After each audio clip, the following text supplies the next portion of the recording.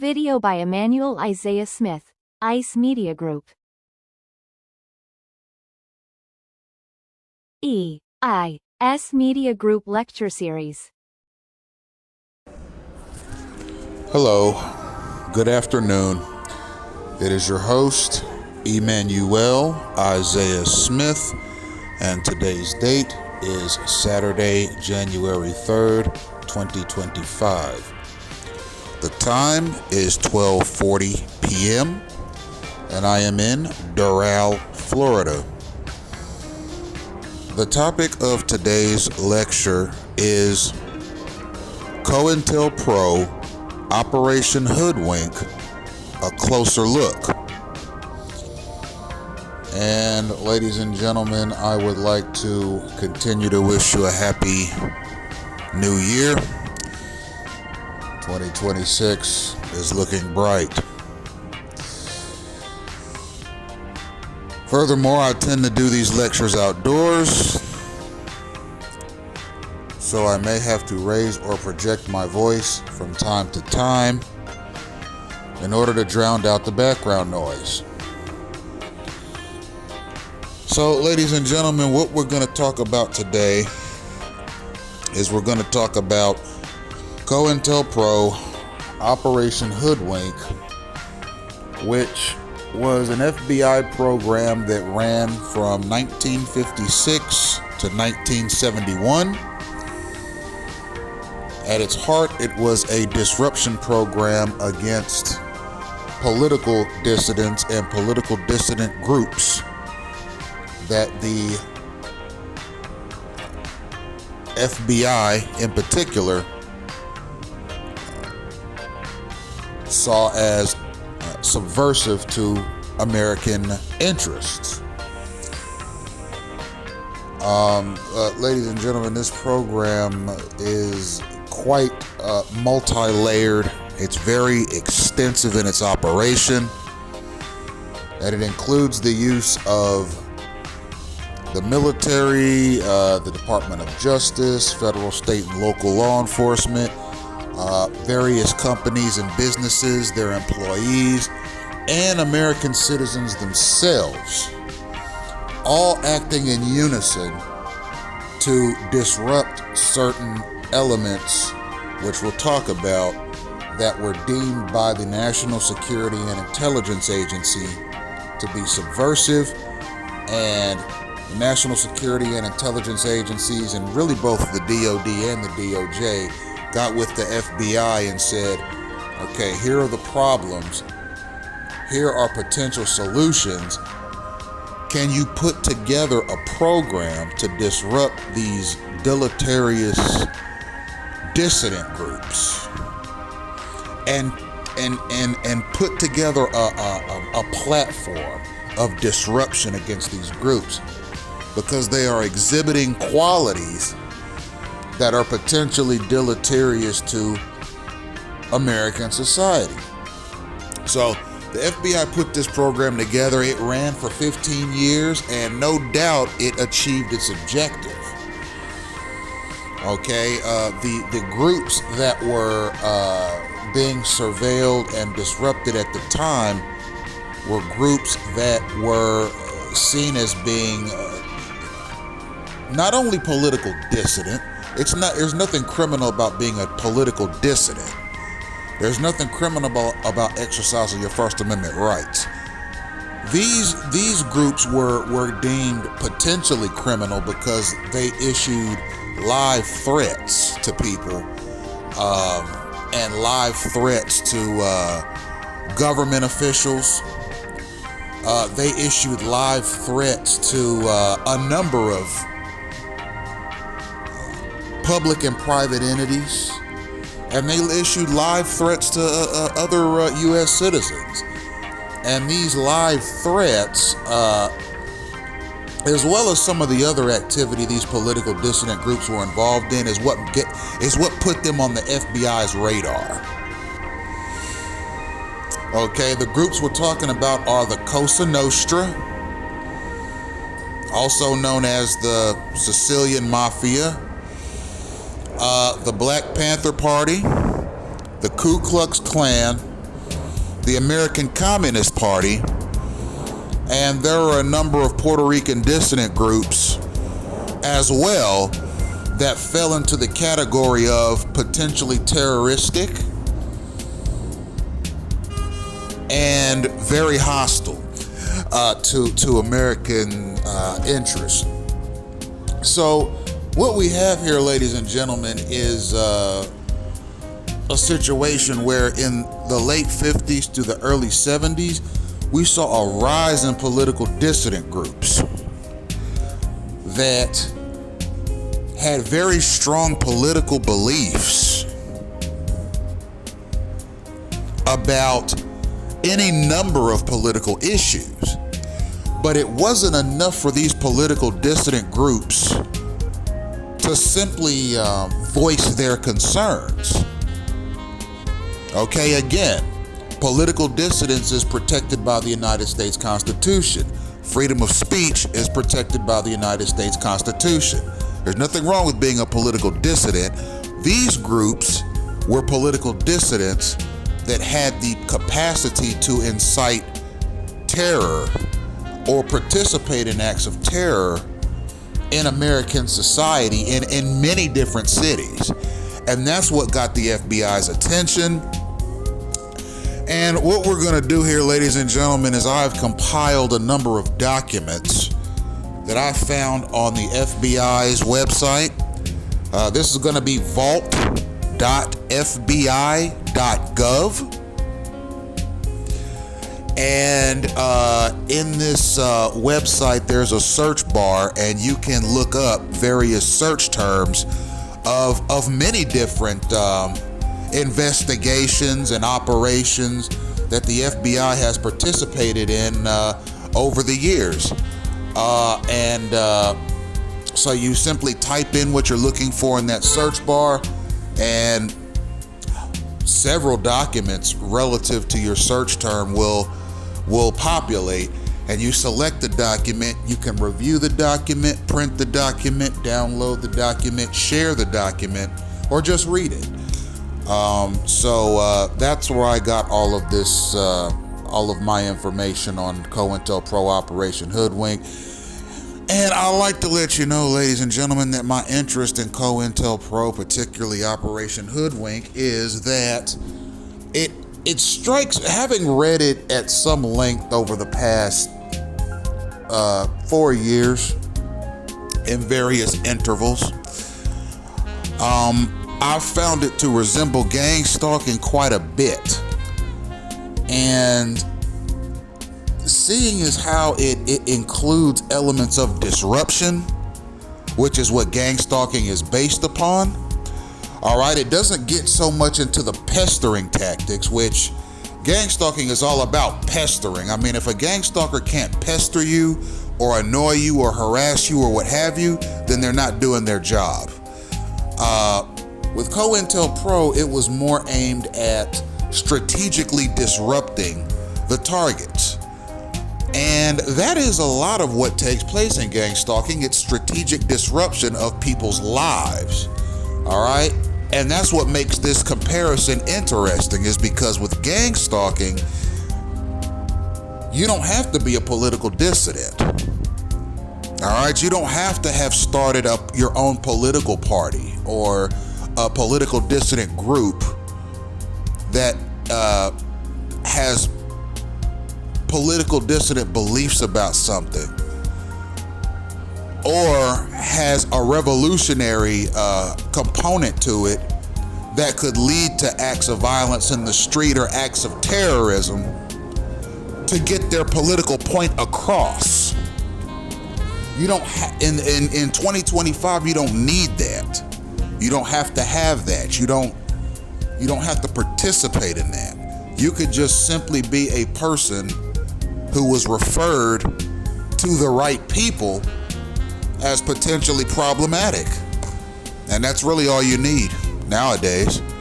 And you will be constantly disrupted through street theater and synchronization, vehicular obstruction of movement, coordinated attacks, germ warfare against your person, food contamination, vandalisms and break-ins to your home and your vehicle, theft of property, assault, the attempted murder mechanism, the murder for hire mechanism, the hit and run mechanism.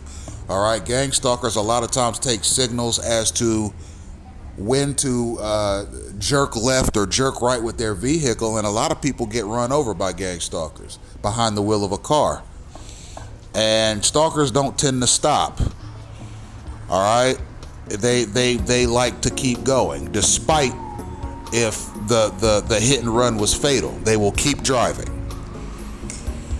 Okay, there's medical malpractice, legal malpractice. I mean, there are so many different components to the disruptive element of gang stalking in a person's life. But today we're going to talk about COINTELPRO Operation Hoodwink. This is the spiritual progenitor to gang stalking. Okay, and it was aimed at disrupting the activities of a number of political dissident groups, which we will get into. Also, ladies and gentlemen,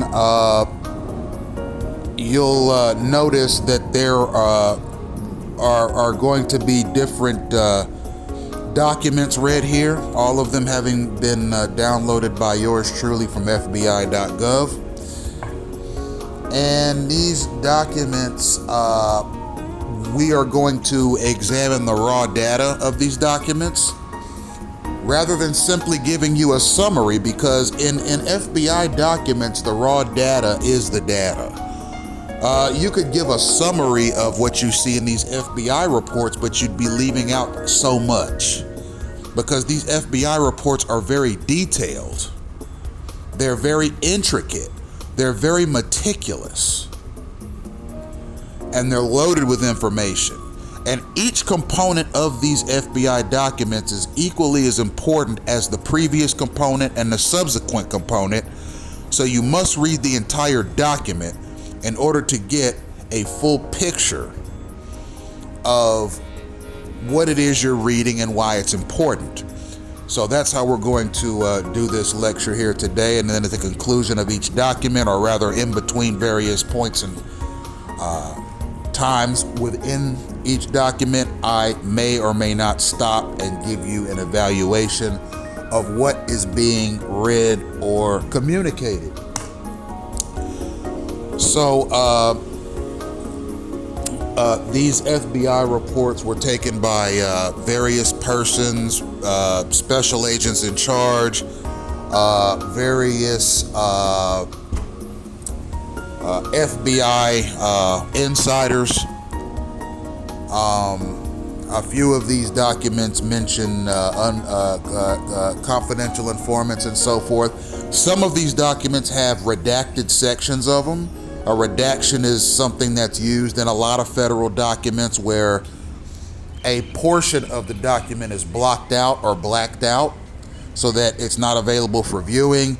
This possibly having been done to protect the integrity of either the document or persons mentioned in the document, given the complexity of the document and given that these documents are publicly retrievable. So we'll skip the redacted sections, or I'll just simply mention redacted and keep reading.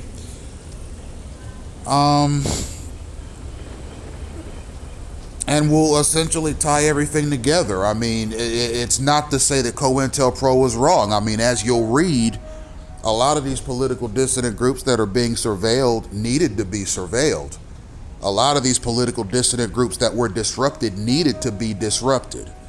And no doubt the FBI is proud of the work it did in between 56 and 71 to disrupt these groups. A few of them had terroristic tendencies. You see? And that's just not something that you want as a federal law enforcer. That's not something you want as a politician. That's not something you want as a country. So the disruption element was done in a covert and clandestine fashion in some respects, and using deceit and trickery in other respects, with the expectation that these actions would benefit the homeland. All right, my posture with this lecture is not to criticize the FBI or COINTELPRO for using this program. Okay,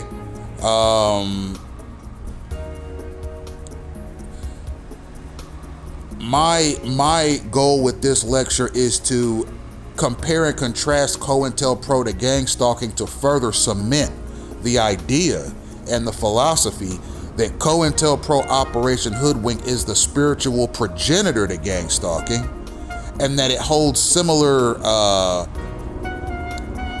political philosophies to gang stalking, and it holds similar operational standards to gang stalking. And that's what we're going to observe today. Now, given the scope and the magnitude of COINTELPRO, it was done in many different cities in many different states across the country over that 15-year period. And as we read, I'm going to let you know what city, what state, and what group was being monitored, surveilled, or disrupted, page by page. You see, because we're going to examine many different instances of this program having been used. There isn't a ton of information on Hoodwink on FBI.gov. There are a few documents, but it's fair to say that most of COINTELPRO is going to be mostly comparable to COINTELPRO Operation Hoodwink. Operation Hoodwink appeared aimed at two groups in particular, namely the Cosa Nostra and the American Communist Party, while COINTELPRO in general was aimed at the Cosa Nostra, the American Communist Party, the Black Panther Party, the Ku Klux Klan, Puerto Rican dissident groups, and other groups, but these are the main groups that were the subject of this operation. So with that, we will get into the first instance. This first document is they're all FBI documents, okay? Because it was an FBI program. This first document is concerning the American Communist Party. It's dated August 13th, 1967. And what we'll do is we'll go ahead and read the raw data that's here. So we'll start here. Since the fall of 1966, the Bureau has been endeavoring to implement a long-range counterintelligence operation under the Hoodwink caption. Generally, the objective of this operation is to disrupt the Communist Party USA by setting it against the La Cosa Nostra and other organized criminal elements. The purpose of this operation would be to cause subversive and criminal elements to expend their energies attacking each other. Any action taken necessarily will have to be circumspect in order to avoid reflecting credit on one element for its attack upon the other. One technique suggested would be the circulation of the spurious leaflet issued in the name of the communist group, attacking key hoodlums of a La Cosa Nostra leader, also known as LCN. Although the impression would be conveyed that the leaflet was part of a mass mailing, the only would be copies sent to close relatives and associates of the hoodlum or the LCM leader in anticipation that it will be brought to his attention. The leaflet would contain a personal attack phrased in Marxist language denouncing the hoodlum or LCN leader for actual or alleged crimes against the working class. And 1 second, ladies and gentlemen, before I continue. All right, reading on. Other techniques might be considered whereby similar attacks could be made by Communist Party elements against a hoodlum campaigning for political office or in the name of a communist political candidate where appropriate individual anonymous letters or letters to the editors of newspapers attacking the opposing individuals representing either subversive or criminal elements might be considered. It might be beneficial to our investigative and intelligence interests if communists and criminals entrenched in labor unions could be placed in conflict with one another.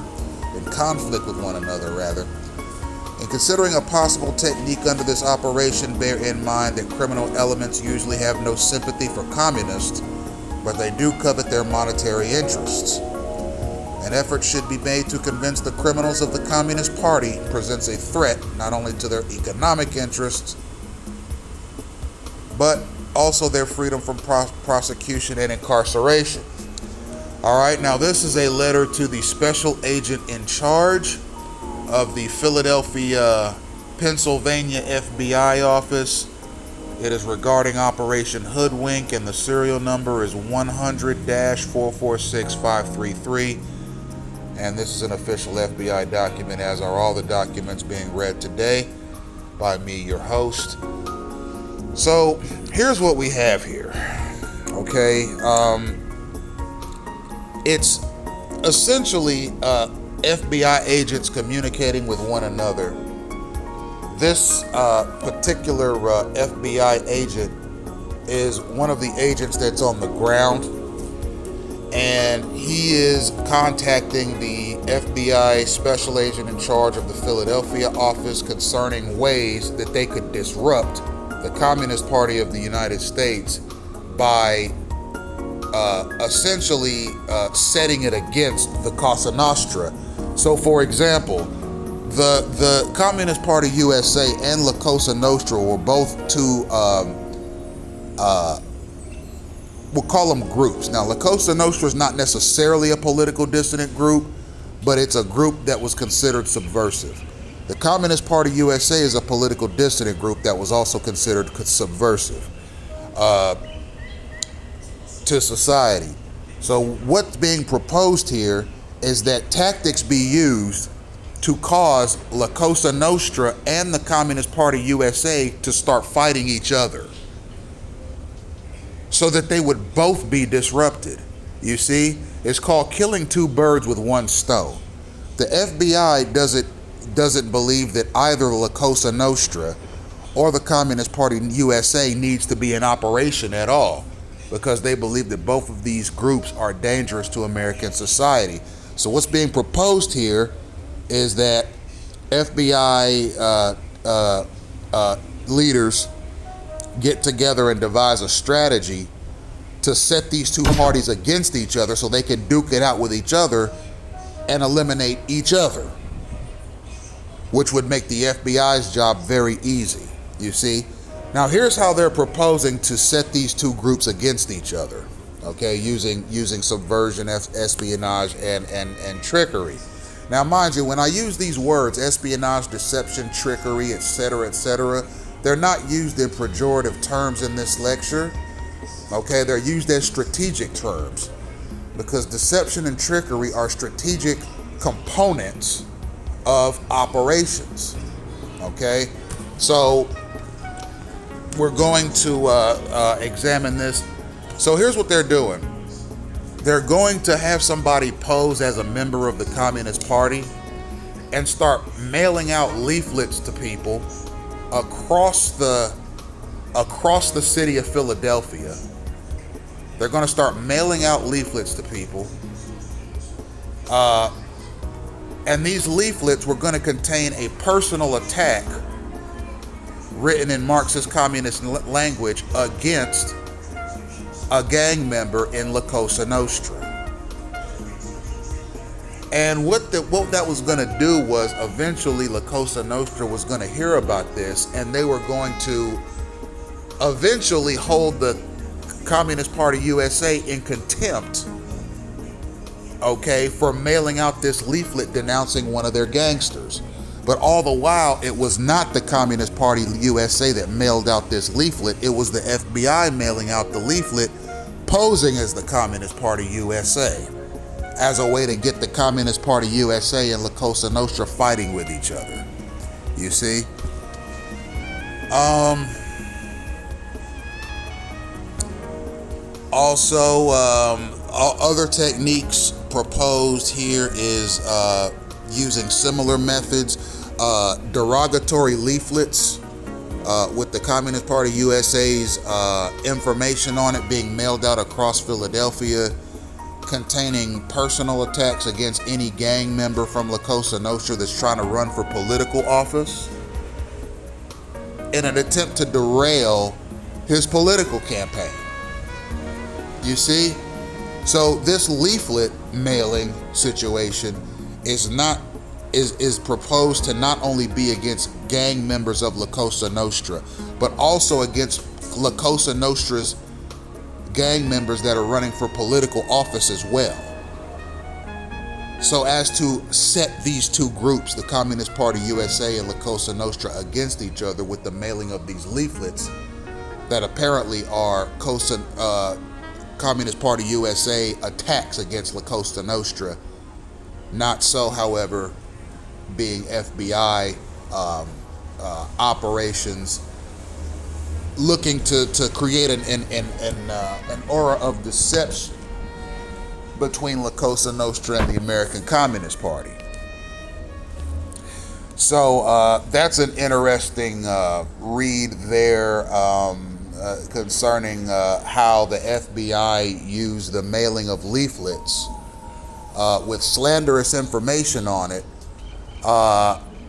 claiming to be having been written by the Communist Party against La Cosa Nostra gang members, and mailing these leaflets across town so that rumors will spread about the Communist Party USA being an enemy of La Cosa Nostra, which would cause quite a bit of conflict between the two groups, probably culminating in actual acts of violence. So yes, this was a very dangerous operation to get into and to be the subject of, because if La Cosa Nostra and the Communist Party started fighting over these leaflets that the FBI was sending out, it could result in the deaths of members on both sides. But that was considered a necessary evil on the side of the FBI as they plotted and strategized concerning how to get rid of both of these groups.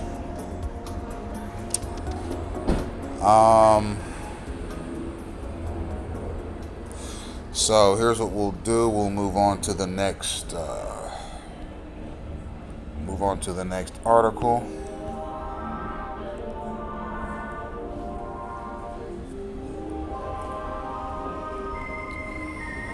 Just give me 1 second, ladies and gentlemen.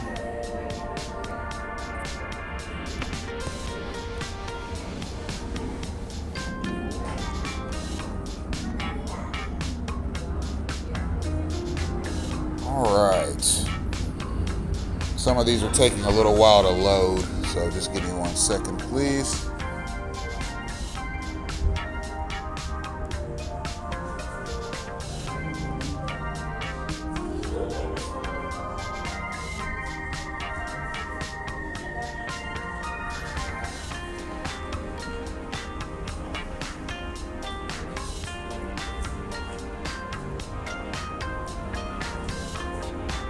All right, here's another one. COINTELPRO,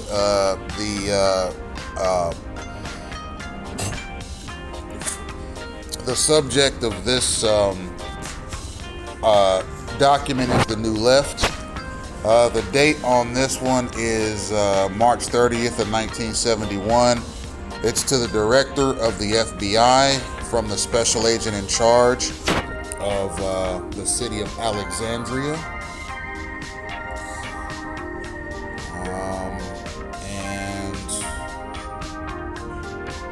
All right. So here's what it reads. It's called. The subject is potential counterintelligence action. In view of the upcoming demonstrations scheduled for Washington D.C. in May 1971, there is a fast developing situation wherein Northern Virginia area, particularly the Alexandria, Virginia area, will be probably used as a staging area for some of the activities in Washington, D.C. Most probably the demonstrations will be opened with a large rock concert in the Northern Virginia area, and it is anticipated that some participants will camp out in Northern Virginia. In view of these developments, Alexandria will remain alert for potential counterintelligence situations and keep the Bureau advised. Alexandria at present has no other potential counterintelligence action. So this particular the first paragraph is about a rock concert that's going to take place in Alexandria, Virginia. And at this concert, there's expected to be a lot of members from the New Left, which is essentially what you might refer to as neo-communist groups. And the FBI wants more information on what the potential activity of these new left groups is going to be.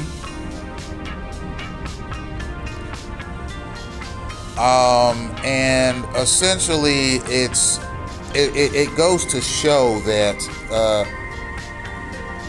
events like rock concerts could be used by political dissident groups or various political groups as ways of getting in contact with various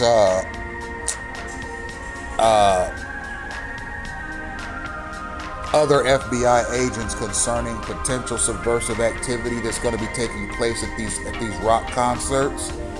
You know, concerts have always been a place where people could go to participate in political dissident activity, politically subversive activity. Some people go to concerts to deal drugs. Some people go to concerts to commit multiple crimes in a covert fashion, being easily hidden because of the big crowds. So the FBI offices in Alexandria are concerned that this rock concert is going to be used as a breeding ground for neo-communist activity, and that neo-communists are going to meet here at this rock concert to discuss political subversion methods. And I'll let you know, ladies and gentlemen, this lecture will go beyond the 1 hour mark.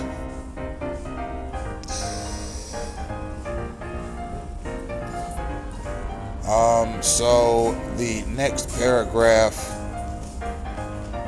is about a commune, which these were very popular in the 60s and 70s. They're called communes. This particular commune is of potential interest to the FBI because of potentially subversive activity involving hippies having been associated with this commune. And I'll let you know too, ladies and gentlemen, that hippies, that movement was also disrupted by the FBI. The hippie movement was seen as subversive because it was all about, I wouldn't really say so much the sex, the free love element of it. I think what made this movement of particular concern to the FBI was the drug element of the hippie movement.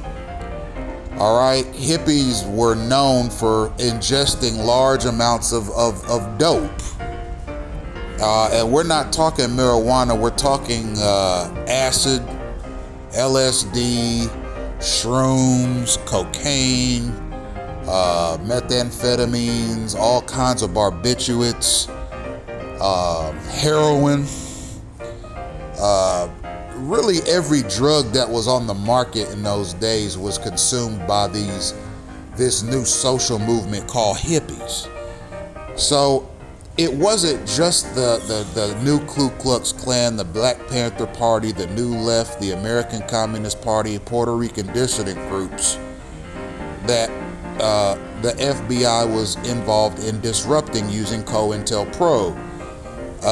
COINTELPRO also disrupted the hippie movement, and that's something that I've talked about at some length over the past 4 years.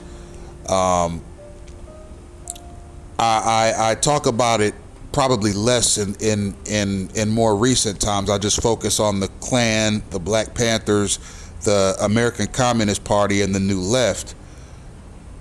But Puerto Rican dissident groups and hippies were also disrupted by the FBI, COINTELPRO, because these groups were seen as politically subversive. Okay, the FBI, the intelligence apparatus of this country, the defense apparatus of this country didn't think that the hippie movement was good for society, because it was a lot of young people. Well, not necessarily young, probably 18 to 44, that age range, were they were dealing and buying a lot of dope, and they were involved in a lot of activities that didn't seem right for America at the time or ever. So that movement was disrupted. I suspect that one of the disruption tactics, now I'm still researching this at the present time as to how the hippie movement was disrupted, but I think one of the tactics that was used by the FBI against the hippies was the introduction of STDs, artificially implanted STDs, so that STDs would spread among those people and cause them to divide along lines. Okay, this person came down with something, they can't come around, or this person came down with something, they can't come around, or that group or that mob or that massive a number of people came down with something, so now they can't participate in the hippie movement anymore. Because the hippie movement was not only about lots of drugs, it was also about lots of sex. So if you have an STD, you're going to have a lot less of that than a person who doesn't have an STD. So I think that the artificial or the strategic introduction of STDs into the various participants of that movement caused STDs of various capacities and strengths to permeate that movement, and that eliminates the free love element of hippieism. You see, and when you take away the free love element, which was essentially the casual sex element, that's going to break up a lot of the other elements as well by proxy, because free love was one of the foundational components of the hippie movement. You see, so that's something I'm still researching, but that's one thing that I do believe was introduced into the hippie movement by the FBI so as to disrupt that movement. So let us continue. There were obviously hippie elements under investigation in this Alexandria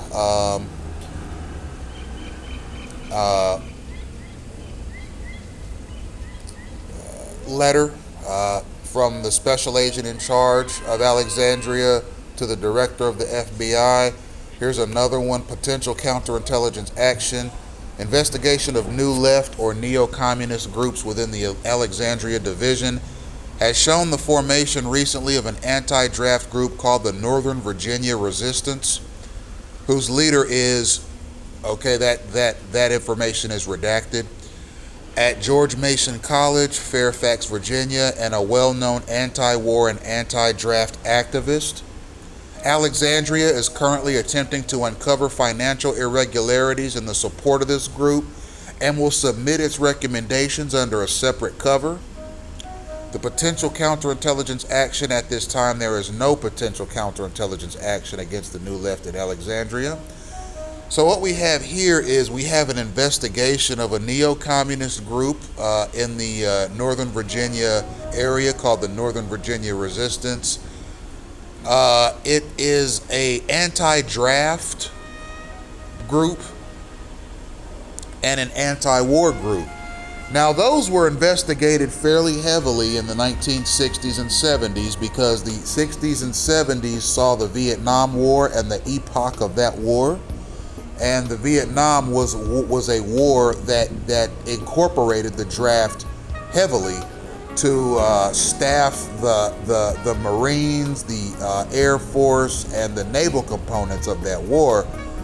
And there were people that were pro-war. There were a lot of anti-war activists in the United States during that time.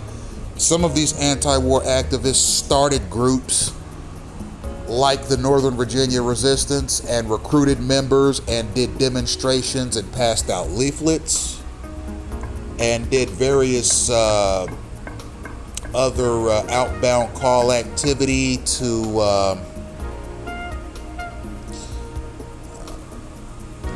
attempt to stir up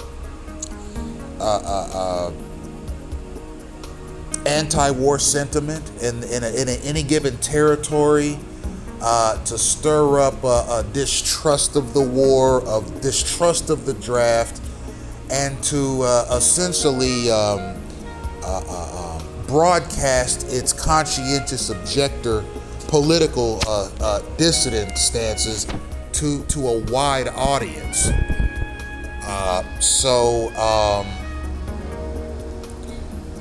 That gives you some semblance of the kinds of groups that the FBI was using various tactics on. And as of right now, what you're seeing is the beginning phases of a disruption. Now, there's no doubt, that in future operations, I mean, the COINTELPRO program lasted from 1956 to 1971. So, this document being dated for March 30th, 1970, the program only had about a year left. So this resistance movement, this Northern Virginia resistance, this was one of the latter investigations that was done under the Operation Hoodwink operation. And no doubt that it was disrupted. No doubt it was disrupted. I'll keep my eyes open for more information on how this particular group was disrupted because of their anti-war and anti-draft activity. And mind you, all of these groups we're going to examine are political dissident groups.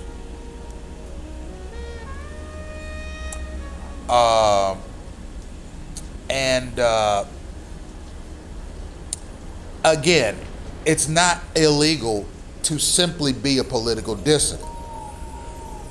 Okay, I'm a political dissident. All right.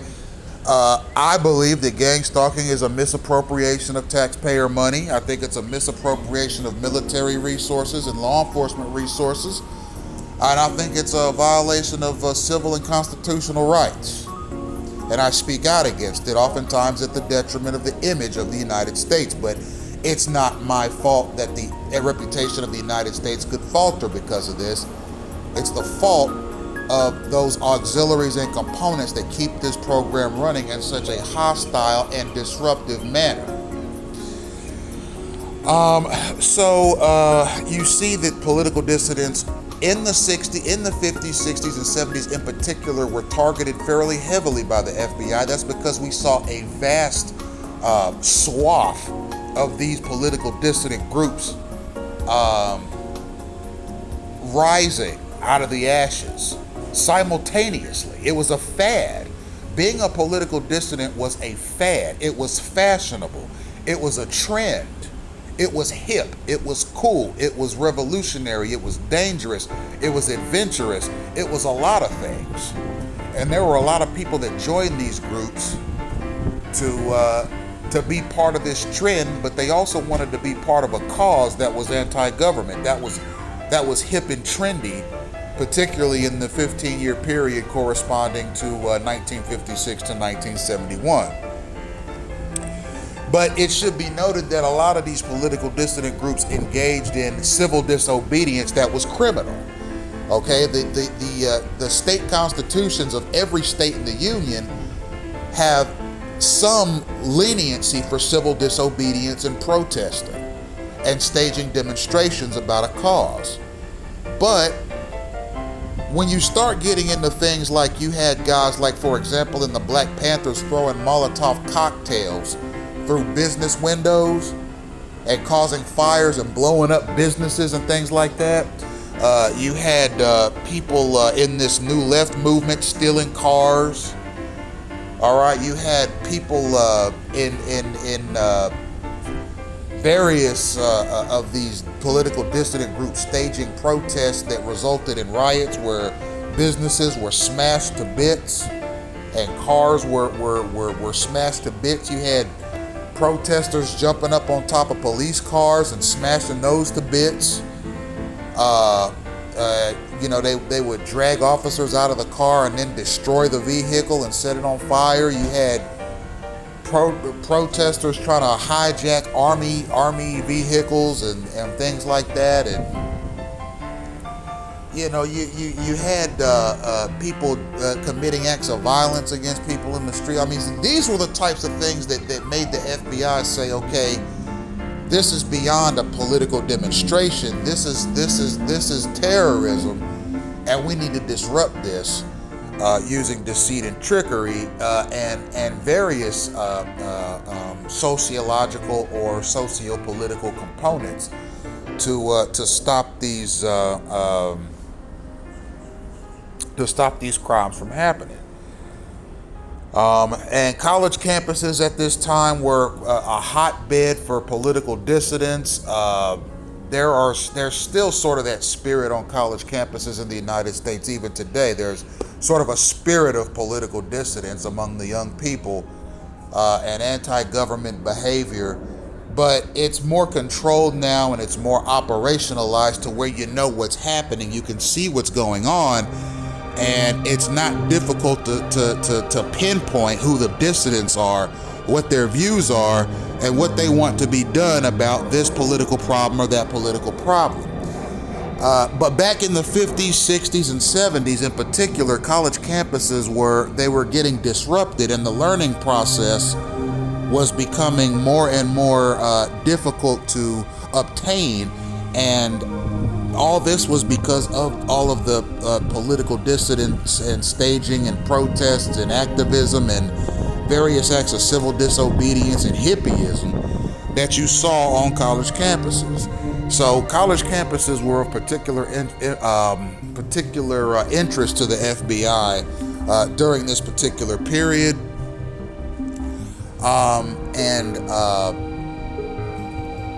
It kind of brings me back to my comparison between this and gang stalking. So for example, me personally, I'm of the mindset already that some of these on-campus political dissident groups, particularly the ones that were neo-communist or hippie or anti-draft, anti-war, that kind of thing, they were obviously disrupted by the FBI on campus. Okay? Using a very sophisticated disruption techniques. I mean, they are really fascinating to read about. But when you talk about gang stalking on the flip side of that,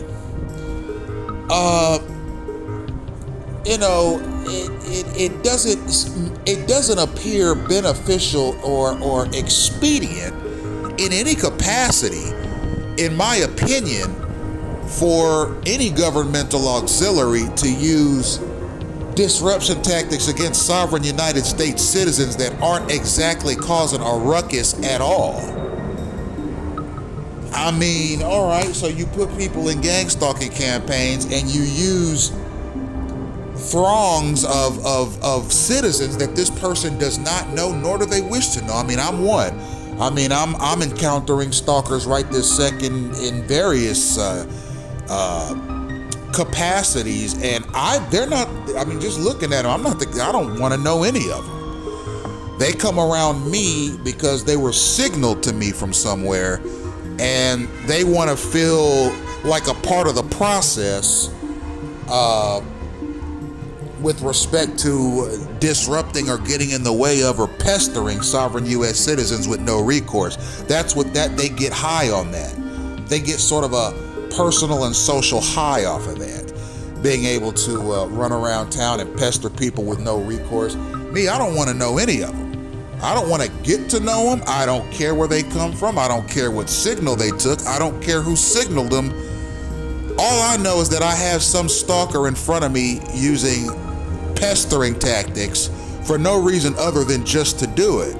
And it really is disgusting, and it really is pathetic, and I hate that the same FBI that put together something so sophisticated as COINTELPRO is now sort of cultivating relationships with liaisons, undercover operatives, and gang stalkers who are, in many respects, just using state-sanctioned mechanisms that are easily seeable, easily observable, easily documented, and easily talked about to wide audiences in such a way that the United States federal establishment is going to end up looking really horrible for this. But it appears that the persons putting together these gang stalking campaigns don't care. It's like, we're going to keep doing what we do because we like feeling like we're above society, and we like disrupting people, and we like using disgusting pestering tactics and harmful pestering tactics because we know we can get away with it and feel like big shots. I mean, it really is pathetic. But COINTELPRO is not particularly pathetic, though, because it uses FBI resources, it uses Department of Defense resources, it uses Department of Justice resources, and it uses societal resources to obtain an objective of disrupting a group or a faction that is potentially subversive to society. That makes perfect sense, but then you compare gang stalking to it, it's like, gang stalking it has equally sophisticated disruption methods and surveillance tactics, probably even more so because we live in a technologically advanced environment.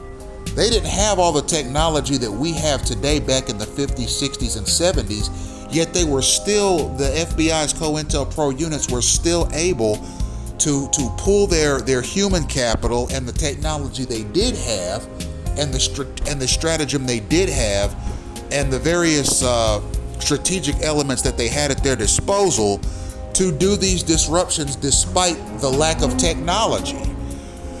So that was impressive in and of itself with respect to that. But when you take gang stalkers, I mean, all they do is get in your way and annoy you and make you just angry and tick you off and basically impede your movements, impede your progress. They're smarmy, they're hostile, they just simply don't look like much to the eye. They don't appear to have much fortitude. Gang stalkers, they just fly around looking for signals, walk around looking for signals, ride around looking for signals, and when somebody signals them to a person they're supposed to pester or disrupt or even just talk to or observe, then they go and do it in a way that's just so, it just really is ignorant and imbecilic. And that's why I call gang stalkers and their liaisons and the undercover operatives that participate in that program useful idiots. So we're going to continue on. George Mason College was of particular interest to the FBI because of the New Left activities therein. They had quite a bit of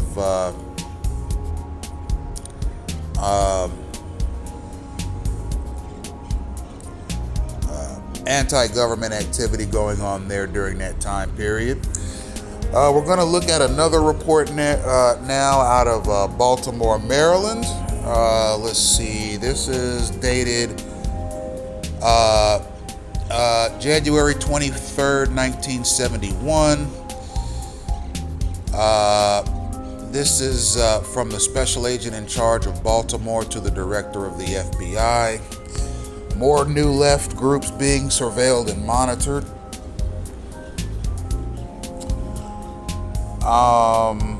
Counterintelligence activity will be submitted to the Bureau for review. You got some anti-Jewish activity happening in Baltimore, Maryland. Anti-Zionist groups, the New Left, and the Black Panther Party, the Black Panther Party has always been anti-Jewish. I mean, and their anti-Jewish activism has essentially gotten the caught the eye of the Federal Bureau of Investigations.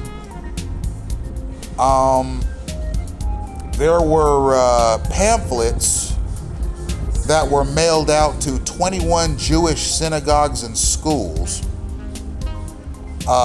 concerning anti-Jewish political views as a way to harass these the Jewish people of these synagogues and Jewish schools. They were harassed, apparently, by the New Left and the Black Panther Party with these mailings. Baltimore will continue to follow closely New Left activities. All right, here we have another memorandum dated February 4th, 1970. It's from the special agent in charge of Baltimore to the director of the FBI. It's concerning COINTELPRO, it's New Left.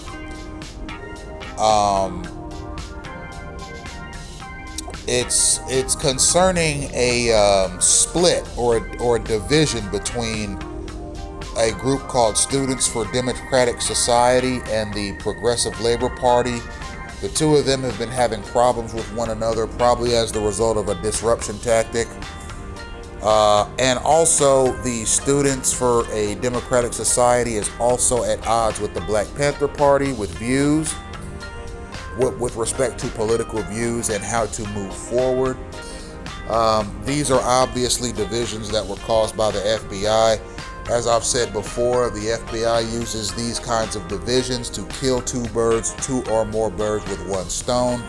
If you have more than one faction, more than one element that is essentially subversive or otherwise deleterious to society, you will see the FBI go in and disrupt these various groups by causing them to fight one another using slander, libel, defamation of character, mailing of pamphlets, mailing of various destructive materials, and so forth. So that's pretty much what this document is documenting, is that the Black Panther Party and the Students for a Democratic Society have a split in their political ideology. They're not working very closely with each other at the present time. And this split has been observed by informants on the ground, and the FBI has been notified. And the special agent in charge of Baltimore is notifying the director of the FBI of this split because it ties into their operation of disruption of these various political dissident groups. And mind you, ladies and gentlemen, you're going to hear about groups that you've never heard before, like the Northern Virginia Resistance, the Students for a Democratic Society, the Progressive Labor Party. You're going to hear a lot of these types of groups in these FBI reports because these are groups that were started to be political dissidents and to cause disruptions in society along political lines. And over time, these groups were reported by informants to the FBI local field offices. And these FBI offices decided to go ahead and document these matters and send them to the director of the FBI for review. So not all of these groups you're going to know about. You haven't heard of a lot of these groups, but they're all considered neo-communist or neo-leftist socialist groups that the FBI is investigating for potential subversive or subversive activities. And the FBI, the director of the FBI, is routinely briefed on these matters via special agents in charge of various field offices of the FBI. It's saying here that consistent with their security, you should continue to use your sources, that's confidential informants, etc., in an effort to widen the split existing between the Black Panther Party and the Students for a Democratic Society. So what's being said here is that, okay, there's a split that has happened between the Black Panthers and the SDS, the Students for Democratic Society. That split needs to be widened, okay? We don't want the Black Panther Party or the Students for Democratic Society getting together and pooling their resources to stage catastrophes or cataclysms or terrorism or anti-government protests or demonstrations that could result in damage being done to government or public or private property. You don't want these two groups coming together and forming a bond or forming some sort of a connection to where they are able to increase in numbers and increase their various propaganda activities and their anti-government activities. That's one reason why the FBI during the COINTELPRO era sought to disrupt these groups quickly and decisively.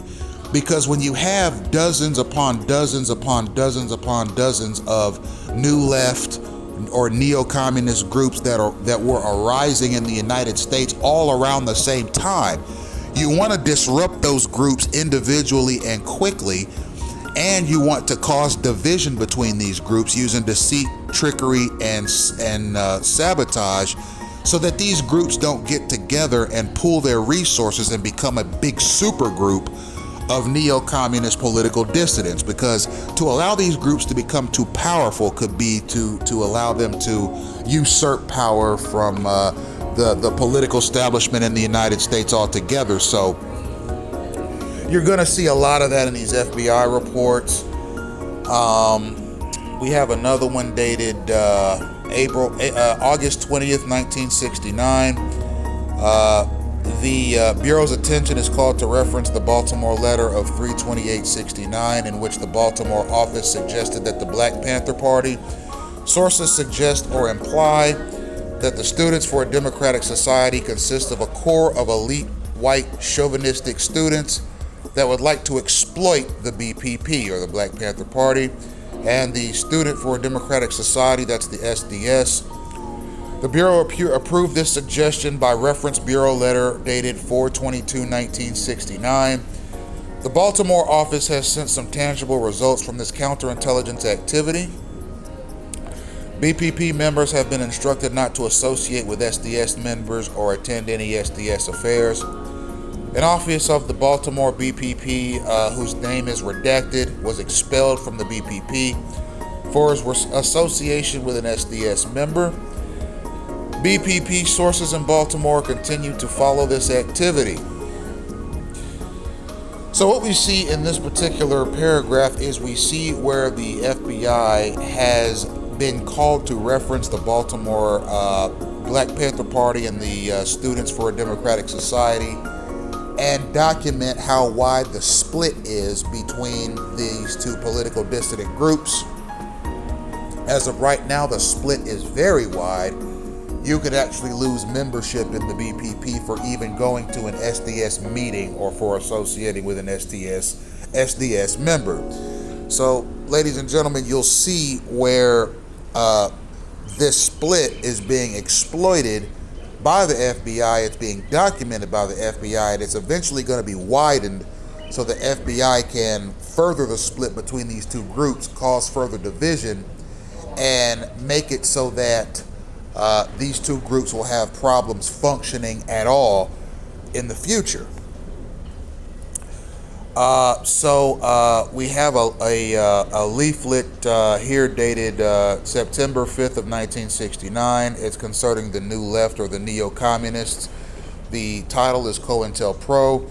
It says, consistent with the security of your sources, approval is granted to instruct your informants to take the necessary steps to broaden the split, which now exists between the SDS and the PLP in your division. You should remind the sources that they should be most circumspect in this endeavor in order that they will not become obvious as disruptionists. So this is interesting right here because it shows that the informants, the undercovers, the people on the ground that are that have infiltrated the BPP and the SDS, they are used as the FBI as disruptionists. They are there to disrupt the activity of the SDS and the PLP and the Black Panther Party, and they're using their resources to disrupt the activities of each group by causing them to fight one another. You see, they have very sophisticated methods of causing these groups to resent each other, so that they don't join forces and become an even more powerful group that's unified in their political ideology. So there are disruptionists in play here from the FBI that are meant to disrupt these various activities. Let's see, we'll find another here.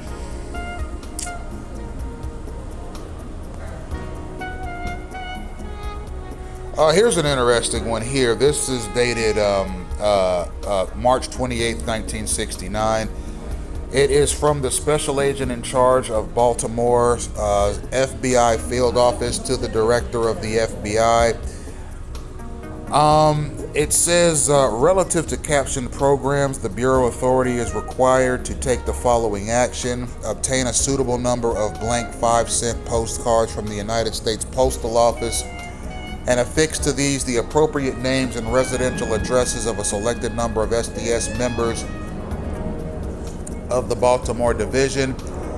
Upon the message side of these postcards, the following message should be written: The national officers of the SDS wish to congratulate you at your SDS chapter at the appropriate college or university for your successful participation in anti-establishment and anti-military industrial complex activities of the SBS during the 1968-1969 school year.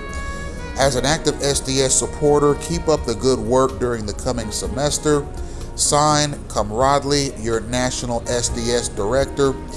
These postcards would then be mailed as enclosures to a letter to Chicago for subsequent posting by the Chicago office to reflect the Chicago postmark. The Baltimore office, through established sources, have obtained student directories reflecting the home residence addresses for numerous students, including known SDS members. As the SDS is generally composed of many post-juvenile immature students who still tied to the financial apron strings of their parents, it is believed that mailing such a postcard to their parental residences could well have an adverse upon their future nefarious activities. So what this shows is that the SDS, the Students for a Democratic Society, is also anti-military industrial complex. Now that's interesting because this letter was mailed during the heat of the Vietnam War.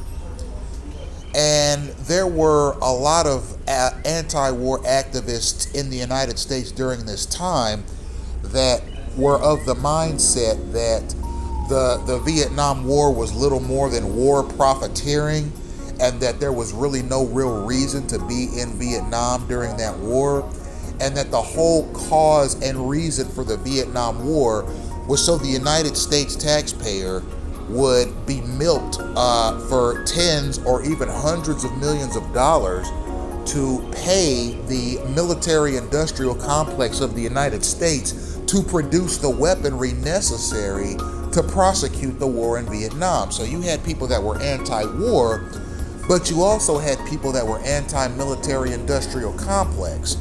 And that's rather similar to some of the assertions that I make, your host, Emmanuel Isaiah Smith, in the EIS Media Group lecture series on clandestine gang stalking.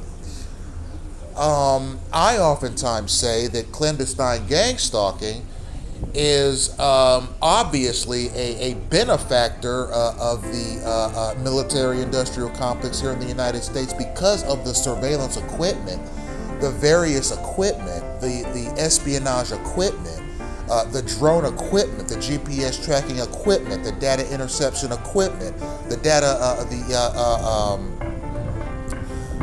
the various personnel mobilization equipment, the various surveillance and satellite equipment, the various surveillance and military industrial grade weaponry that it takes to prosecute a gang stalking campaign. It costs the taxpayer billions, but it benefits the military industrial complex who sells these weapons to the United States federal establishment, who turns around and allows the DOD and the DOJ to use them in clandestine gang stalking campaigns. So I've made similar points in my disclosures on clandestine gang stalking that some of the anti-Vietnam War activists of the 1960s and 70s said about the Vietnam War. So we're gonna go ahead and read another part of this memorandum. This one is dated March 28th of 1969. It is from the special agent in charge of Baltimore, Maryland, to the director of the FBI concerning the New Left.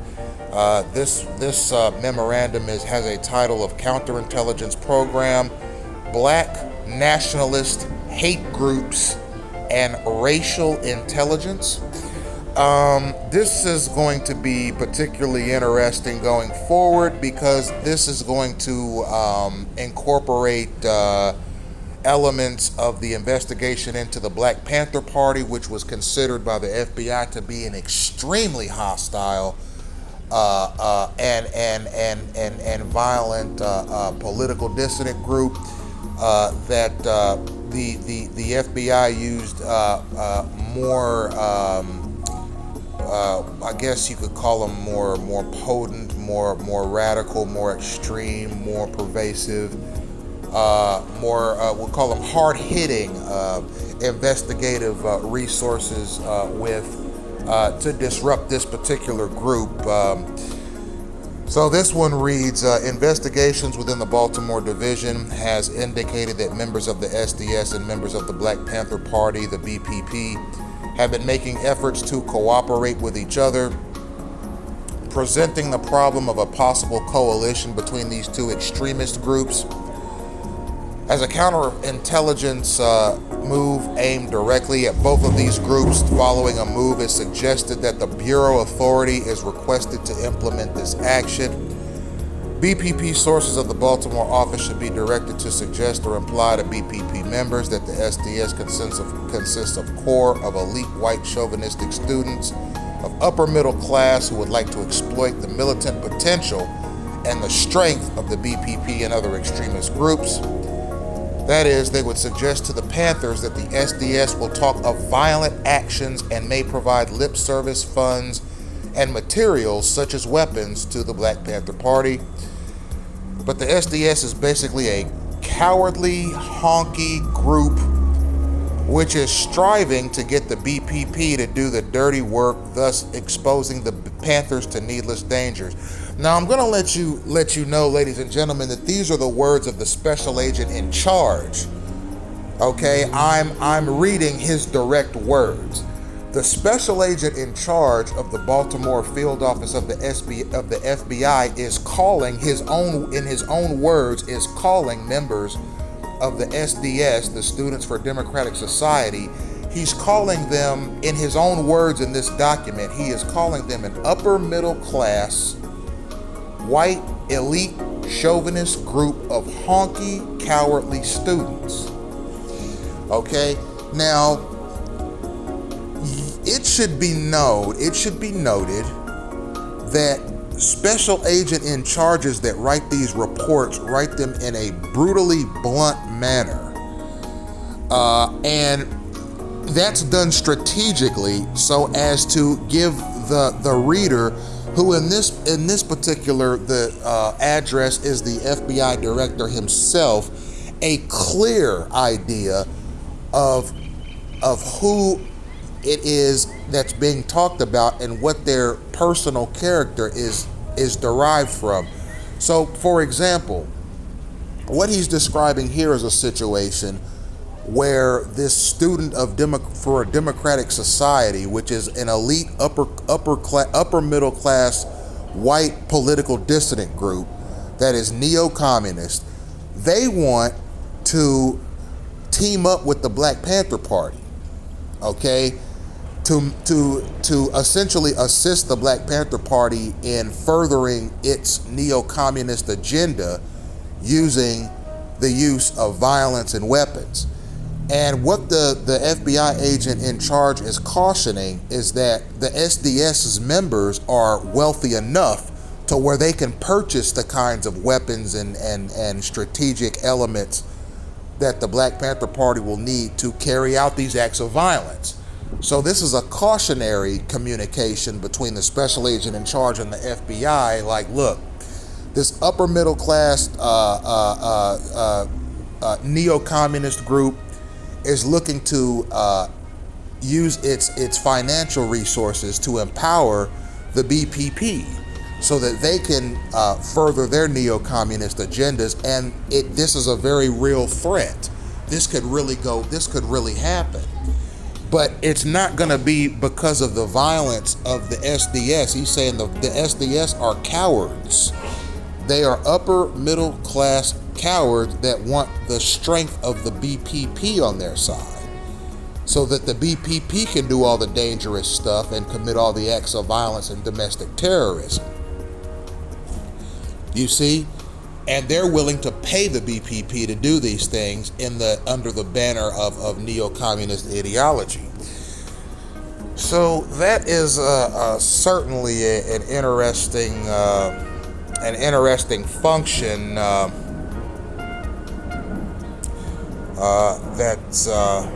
that transpired there.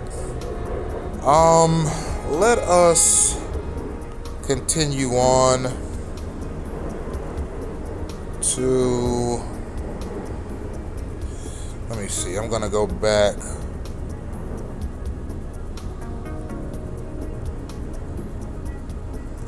Alright. Just give me 1 second, ladies and gentlemen.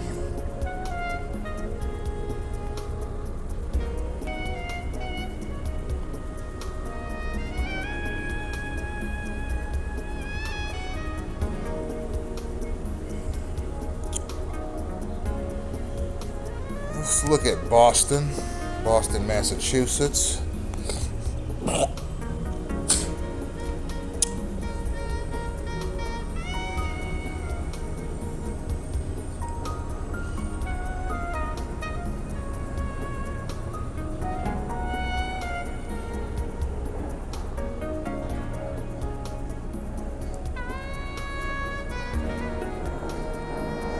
All right, let's read this message from the director to all law enforcement officials. This letter is dated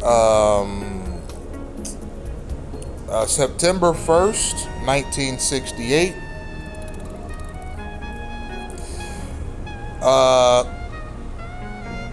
This letter is from the director of the FBI, John Edgar Hoover, also known as J. Edgar Hoover, to all law enforcement officials. And this is a letter concerning anarchy, which is a political movement that was investigated by COINTELPRO and the FBI. So it says here, this letter is from J. Edgar Hoover to all law enforcement officials. It says, and this is from September 1st of 1968. Millions of college students are returning to campuses throughout. This is the beginning of the letter. Millions of college students are returning to campuses throughout the country to begin the fall semester. They represent both the hope and the shape of the future. From the standpoint of educational opportunities and intelligence, they are far better equipped than any preceding generation to participate constructively in developing solutions to many complex problems confronting our nation. It can be expected that most of these young people will fulfill the promise that they represent to us. In so doing, they will join hands with millions of Americans of good who will actively seek meaningful solutions to our social life, If our joint progress in this regard is impeded and deterred, much of the trouble will come from a growing hand of self-styled revolutionaries who are using college campuses as a base for destructive activities. This relatively small group of arrogant, hardcore militants have attempted to act in the representative for the majority under our democratic processes. They regard themselves as the nucleus of an elite dictatorial ruling class of the future. These extremists openly avow that their aim is to overthrow the existing order.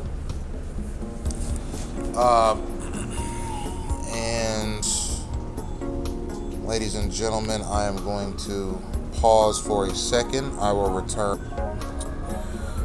Thank you for your patience, ladies and gentlemen. I needed to grab a cup of water. It's also going to say here that these extremists openly avow that their aim is to overthrow the existing order under the guise of academic freedom and freedom of speech. They profess to seek a dialogue when actually what they seek is confrontation with established authorities to provoke disorder. And so essentially that's the general gist of the letter. That's about half of the letter.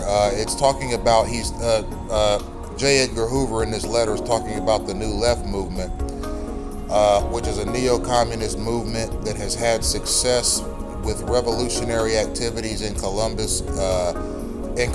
University. There are lots of militant students that are a part of this New Left.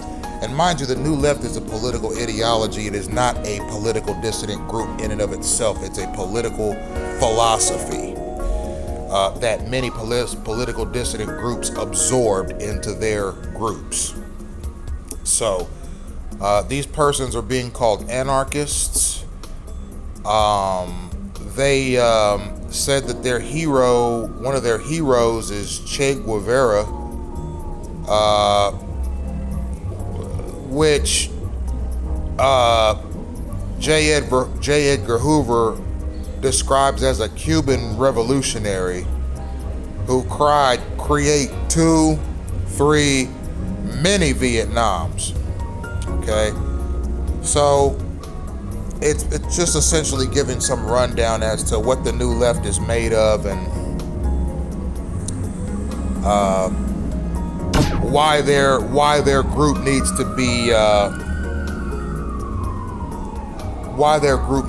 disrupted, why their group needs to be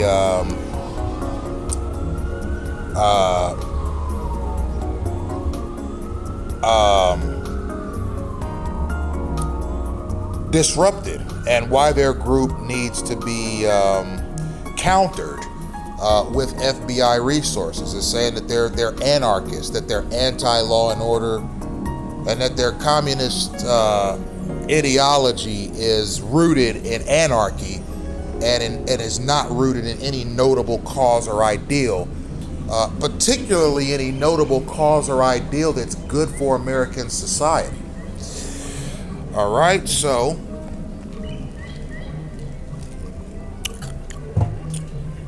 this next part of the lecture on COINTELPRO is going to be on black extremists. This one is going to be out of Albany, New York. This is from the special agent in charge of Albany, New York, to the director of the FBI.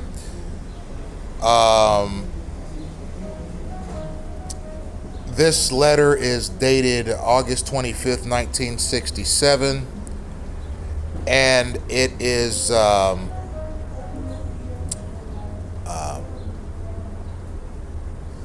addressed to the director of the FBI and a Mr. C.R. Brennan. Its title is Counterintelligence Program, Black Nationalist Hate Groups, Internal Security. And this is a very lengthy document. It's 131 pages long. And for time's sake, I'm not going to read all 131 pages of this document.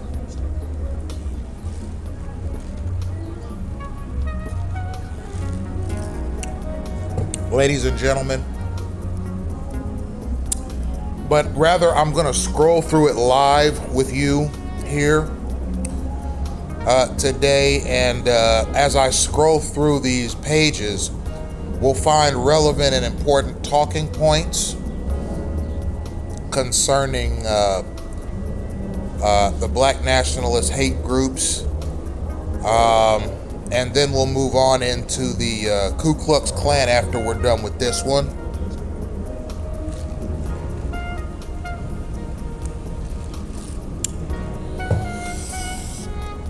So, this is where the document begins.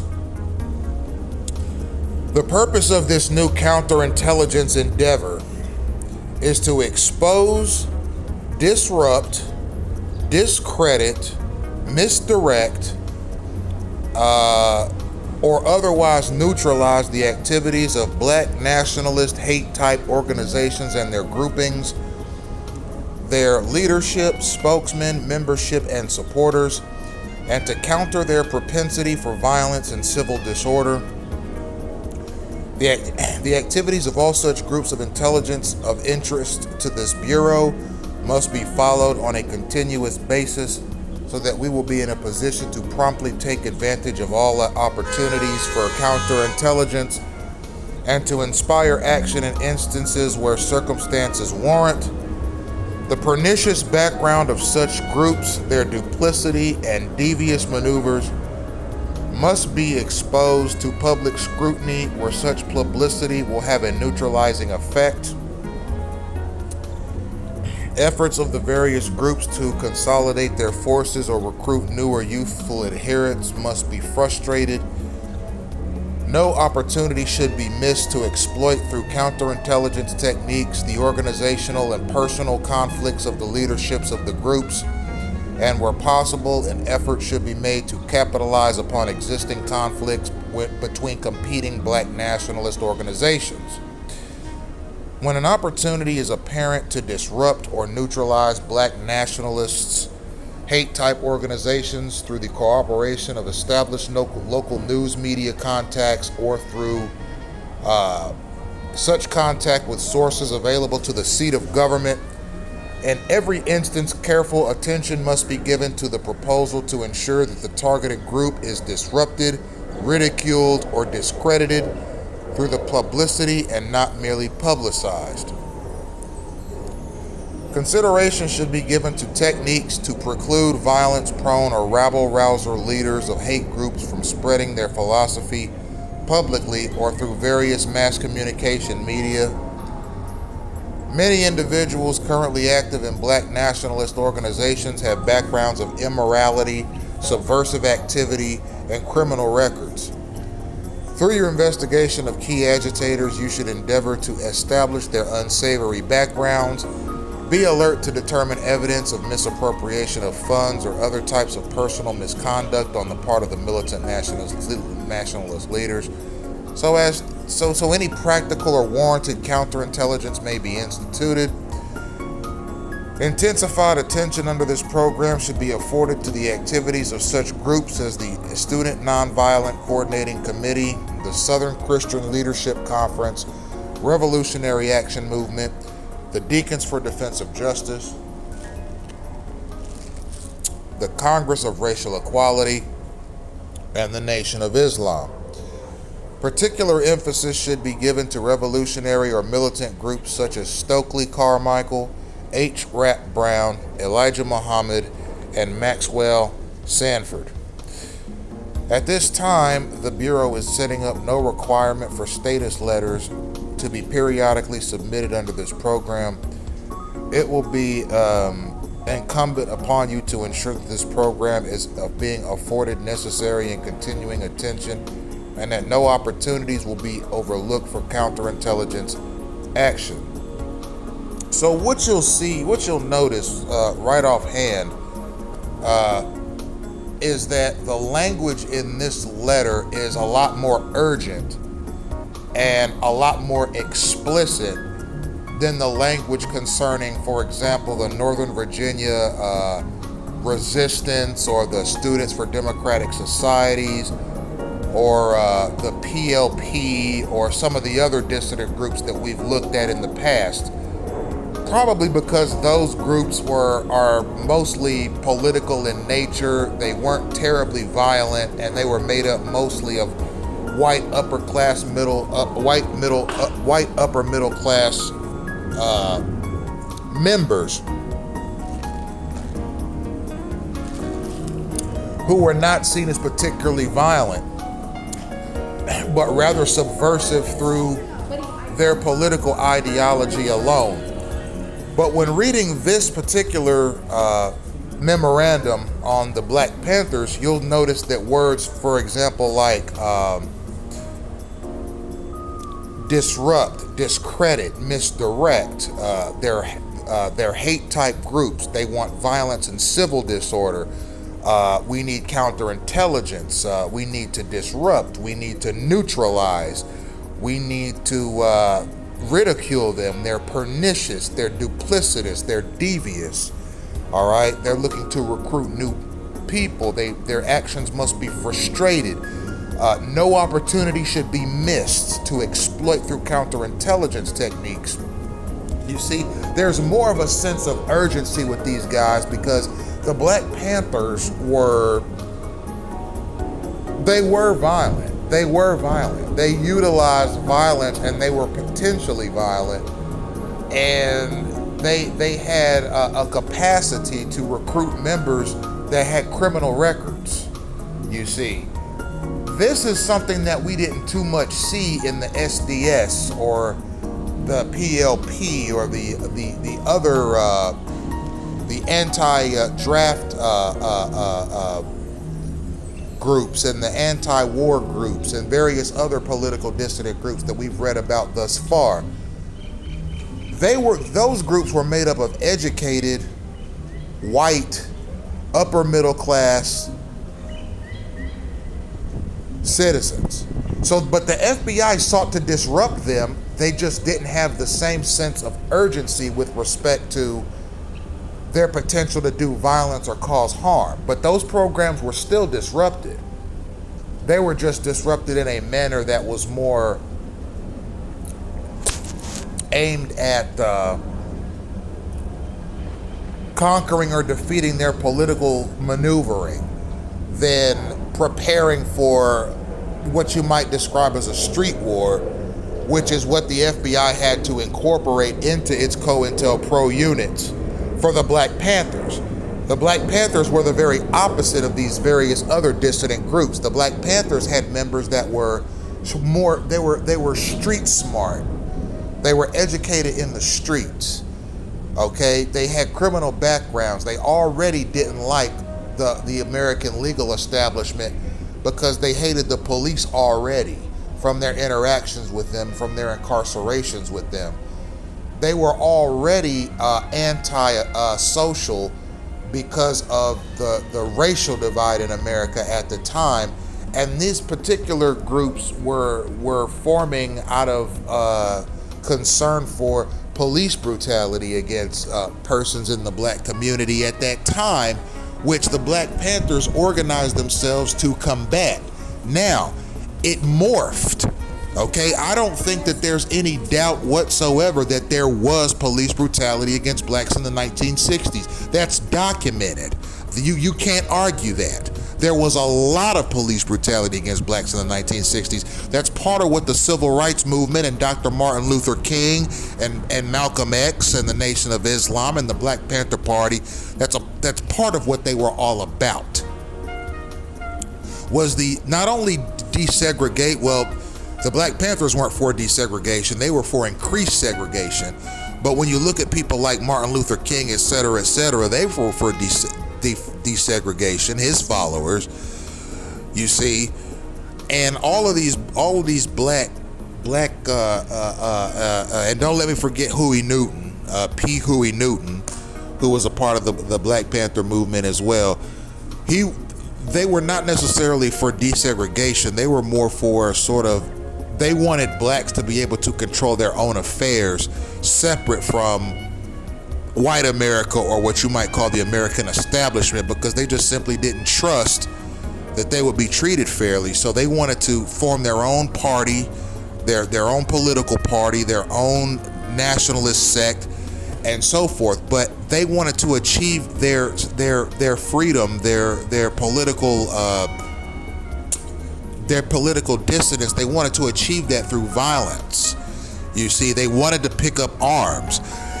But it wasn't simply a disdain for America being the reason they picked up arms. They picked up arms, okay, directly in response to the police brutality that they themselves encountered. Okay, so we know we're not condoning the Black Panthers for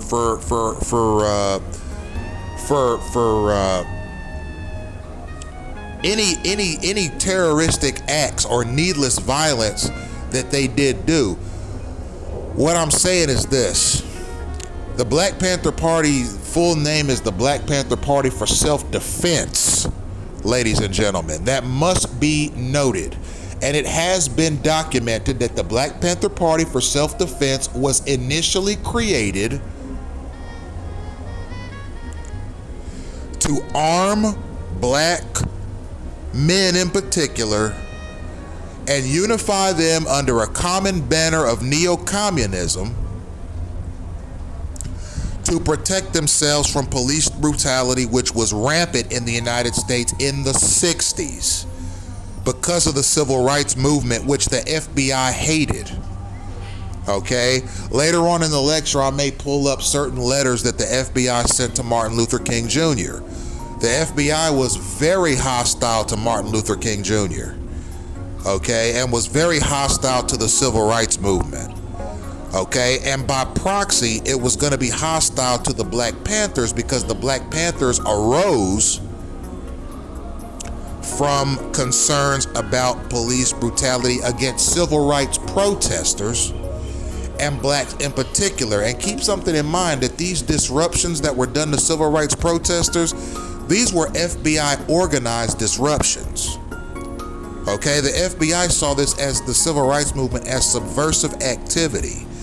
It didn't see it as a new path forward for African Americans. It didn't see it as a path forward for desegregation. It didn't see it as a path forward for constitutional freedoms or civil rights.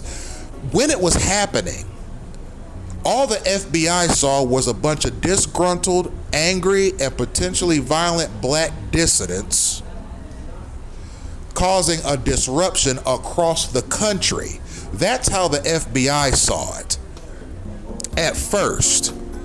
But as the civil rights movement gained steam under the leadership of Dr. Martin Luther King Jr., then the President of the United States himself, Lyndon B. Johnson, said, well, wait just a minute, we're listening to these Negroes and we're watching their demonstrations, and we're watching their capacity to avoid violence, because Dr. Martin Luther King was an anti-violent protester.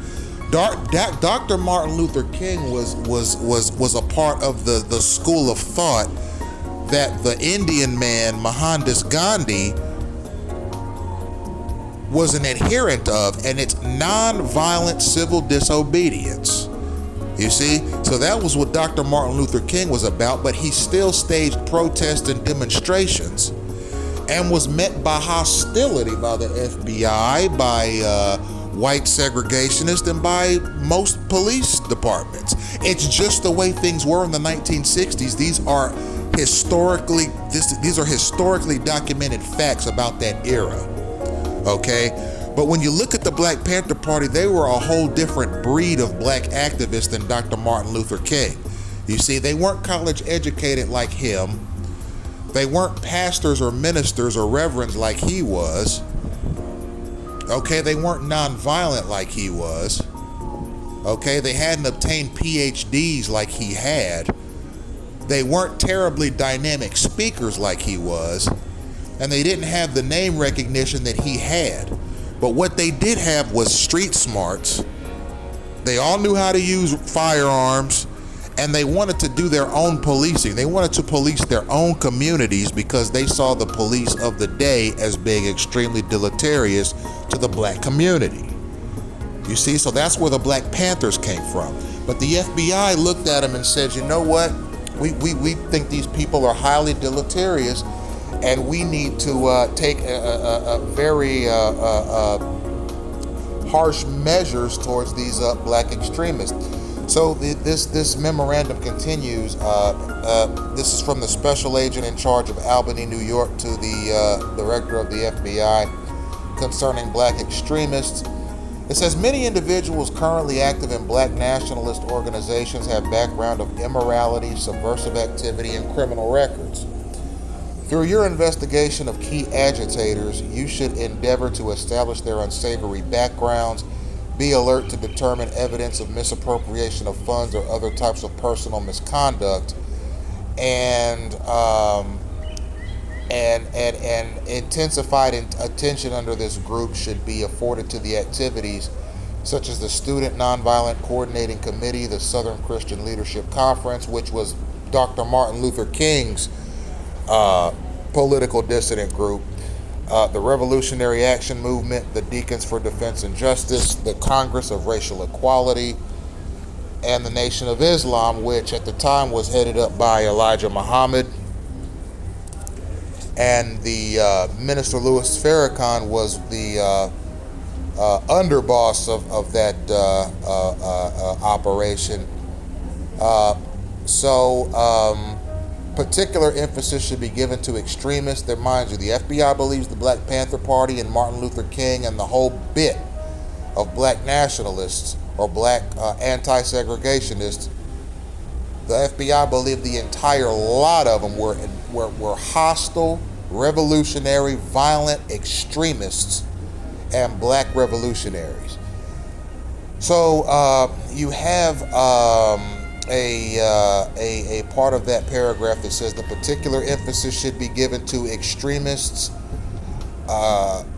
who direct the activities and policies of militant groups. They're calling these people militants.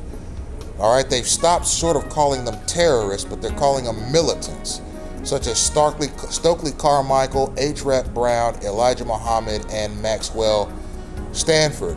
Now, I would like to compare and contrast this particular line of thought or this particular trajectory of information to the Cuba situation right now.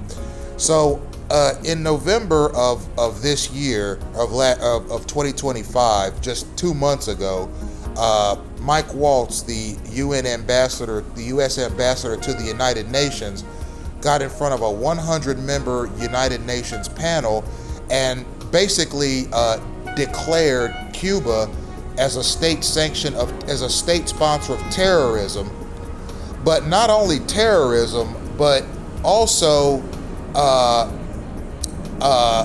human trafficking, drug cartel operations, and narco-terrorism. So that's what the United States federal establishment thinks of Cuba. And since for 43 years now, since the Reagan administration, the Ronald Reagan administration was the first administration to designate Cuba as a terror state. But Donald Trump, as recently as 2 months ago, designated Cuba as a terror state again, you see.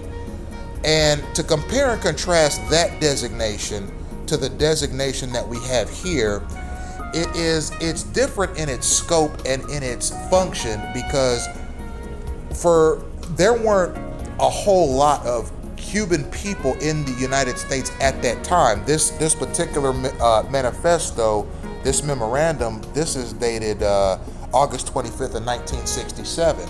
So there weren't a lot of Cubans in the United States at that time, but the Cuban Missile Crisis was in full swing. There was already an American fear of Cuban people and their communist associations, particularly their communist associations with Russia. And people weren't really that much in tune with Hispanic or Latino culture in the United States. So when Ronald Reagan designated Cuba as a state sponsor of terrorism or a terrorist state, he was doing so 20 years after the aftermath of the Cuban Missile Crisis. But Donald Trump is presently having redesignated Cuba as a state sponsor of terrorism. Human trafficking, drug cartel activity, and narco-terrorism is a reiteration of what Ronald Reagan already thought of the Cuban state. And if you've listened to my discourses on Cuba, terrorism, and the gang-stalking connection, you will hear me on my program state that there are terror cells that are operated by the Cuban government right here in Miami-Dade County.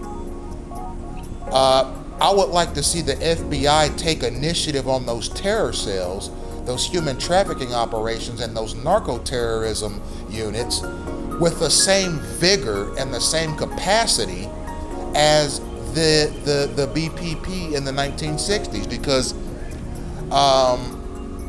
the capacity for the Cuban state to carry out terroristic attacks here in Miami-Dade County is increased exponentially because Miami-Dade County is 60% Cuban. So, and because it's 60% Cuban, then it's going to be 60% Hispanic speaking or Spanish speaking, and they would be able to orchestrate terrorist attacks right here in Miami-Dade County without any English speakers catching on. So what the FBI has to do is do the same thing that it did with the Black Panther Party and disrupt those Cuban-operated terror cells right here in the United States perpetually. And mind you, ladies and gentlemen, the Trump administration designating Cuba as a state sponsor of terrorism, which just happened 2 months ago, is something that I will follow in the coming days and months, and will report on in the coming days and months.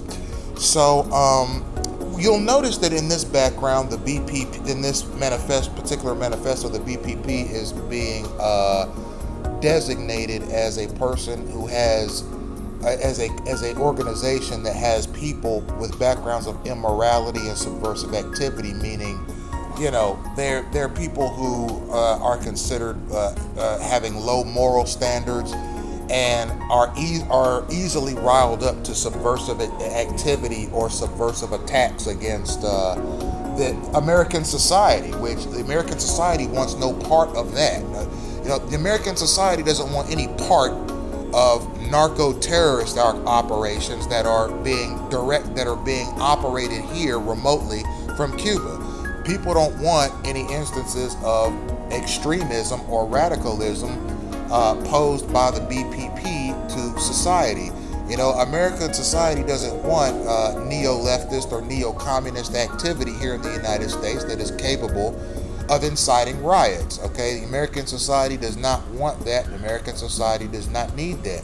So when you compare Cuba's recent designation as a state sponsor of terrorism and narco-terrorism by the Trump administration to the actions of the FBI and the BPP, you'll notice that there are specific persons of interest in the FBI report. For example, Stokely Carmichael, H. Brown, Elijah Muhammad, Maxwell Sanford, Martin Luther King Jr., Malcolm X, Elijah Muhammad, Louis Farrakhan, those types of people. And then when you look at the manifestos that the Trump administration or the executive office of the president has issued with support to, or with respect to its sustenance of Cuba as a state sponsor of terrorism, narco-terrorism, drug cartels, and human trafficking activity, you'll notice that that part of the discussion is still being developed. As of right now, it's just simply a operation by the Cuban government, and there are not really actual persons of interest in that particular cause, because the groups and the various combination of groups that are basically derived from the Cuban government that operate in Miami-Dade County, that include terrorist, narco-terrorism, human trafficking, and drug cartels, that is still being investigated with respect to who the main actors are. As of right now, it's just groups and the Cuban government being looked at as in contrast to this particular bit of information here on the BPP, where you have the actual names of people that are being observed and investigated for terroristic, semi-terroristic, or domestic or semi-domestic terroristic activity. So this is another part of the article that I think deserves a bit of attention. It says all special agent personnel responsible for the investigation of black nationalist hate-type organizations and their memberships should be alerted to our counterintelligence interest, and each investigative agent has a responsibility to call to the attention of the counterintelligence coordinator suggestions and possibilities for implementing the program. You are also cautioned that the nature of this new endeavor is that under no circumstances should the existence of the program be made known outside the Bureau, and appropriate within office security should be afforded to sensitive operations and techniques considered under the program. No counterintelligence action under this program may be initiated by the field without specific prior Bureau authorization. You are encouraged to take an enthusiastic and imaginative approach to this new counterintelligence endeavor, and the Bureau will be pleased to entertain any suggestions or techniques you may recommend. Now, this is interesting because it is essentially a letter, apparently from the director of the FBI, basically telling the special agents in charge of the FBI, leave no stone unturned, leave no method unexamined, do not hesitate to use any method at your disposal to disrupt this black extremist, black nationalist, black radical, black revolutionary group. Do not, under any circumstances whatsoever, withhold your the application of yourself as special agents in charge of the Federal Bureau of Investigation to disrupt this activity. You are to be creative, you are to be imaginative, you are to use every resource at your disposal to disrupt this group. That was the urgency that the federal establishment had towards the Black Panthers of the day. And matter of fact, there are people in the country to this day that remember the Black Panthers. There are people alive today that remember those times and how buffoonish and violent and hateful and radical and extreme these black nationalist groups were presented by the media to the United States. And you have some people in this country who can't shake that. They can't shake that image of African Americans as this sort of vigilante extremist or black radical affiliated race of people. There are people who pass that stigma of African Americans down from generation to generation. So you have new generations of people who look at African Americans in that same way, as sort of a radical nationalist, black extremist, communistic, ultra radical, ultra segregationist, down with the system types. You see? And so this memorandum is very revealing as to the urgency that the Bureau had towards black radicalism. They started their subversion tactics against the Black Panthers with massive numbers of arrests, massive numbers of incarceration, and they weren't just arresting these Panthers, they were arresting the Panthers' families as well. So they were disrupting the activity of the Panthers by disrupting their home life. I mean, it was to the point where, let's say a Panther would go and take some graffiti and graffiti the side of a wall. Like, for example, they would write "Black Guard" or something to that effect on the side of a wall. The perpetrator of that graffiti, when caught, it wouldn't just be him that went to jail. The police would go to his home and they'd arrest his mom, his sisters, his brother. They'd throw the whole family in jail, you see, even though it was just the one that committed the crime. So that was one of the disruption tactics, and it was a potent disruption tactic. I mean, it was obviously unconstitutional. It was unconstitutional, but it was used because it was seen as a precaution to the sheer damage that this party, this Black Panther Party, could do to the United States.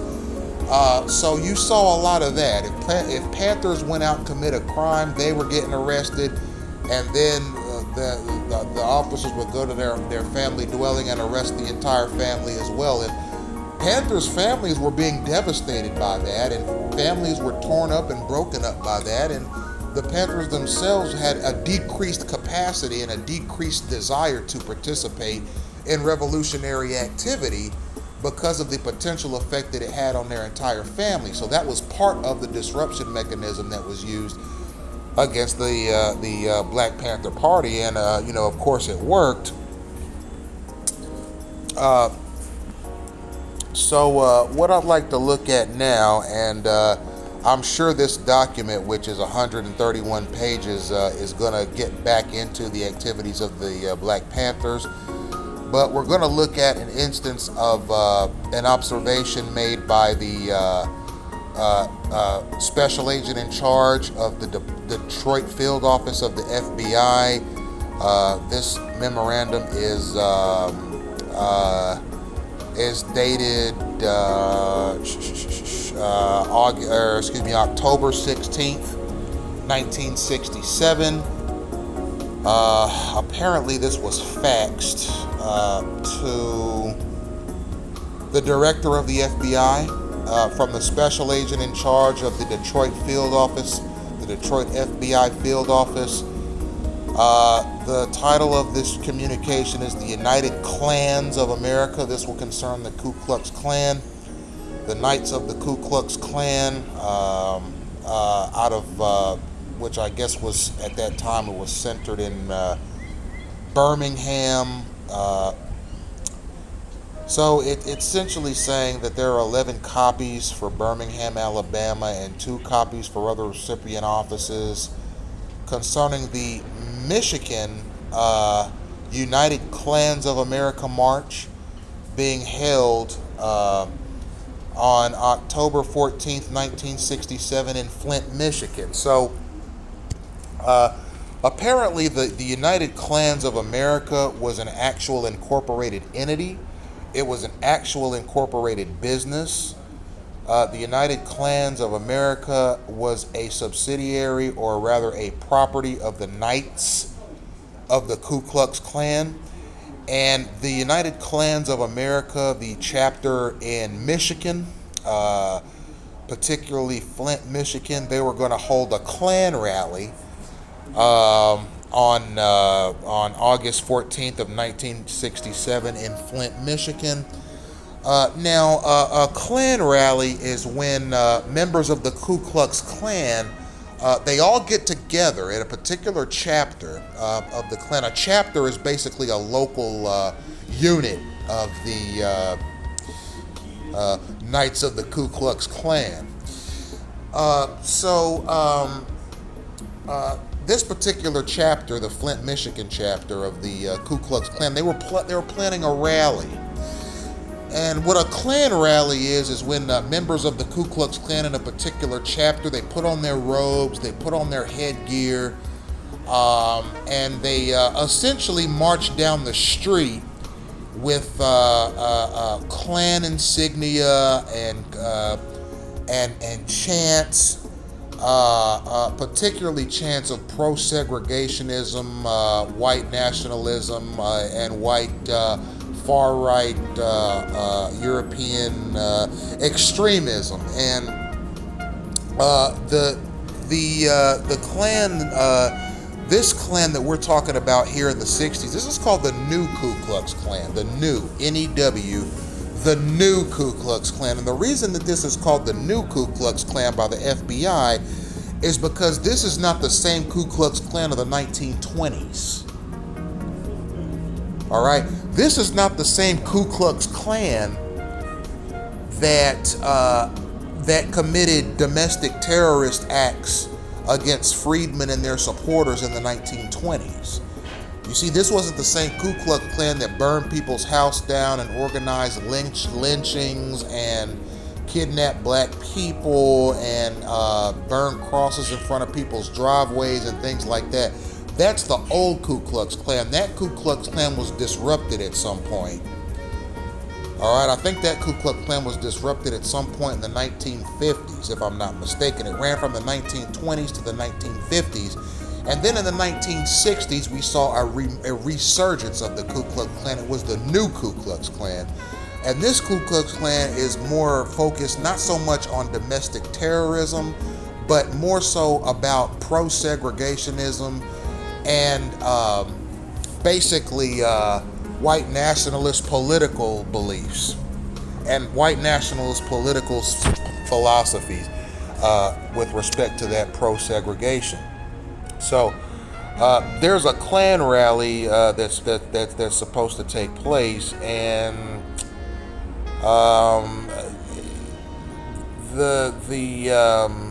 the next communication states that there was a Klan rally held on the 14th of October. There were 50 United Klan of America members in their Klan robes, accompanied by 50 individuals dressed in business suits. The above demonstrators walked about 7 blocks on Saginaw Street in Flint, Michigan, and Jack Davis, who was the Grand Dragon for the state of Michigan United Klan Association, rode in a convertible automobile up and down Saginaw Street during the United Klan of America March. After the march was completed in the downtown Flint area, the group traveled to a Northwest shopping center area in Flint, Michigan.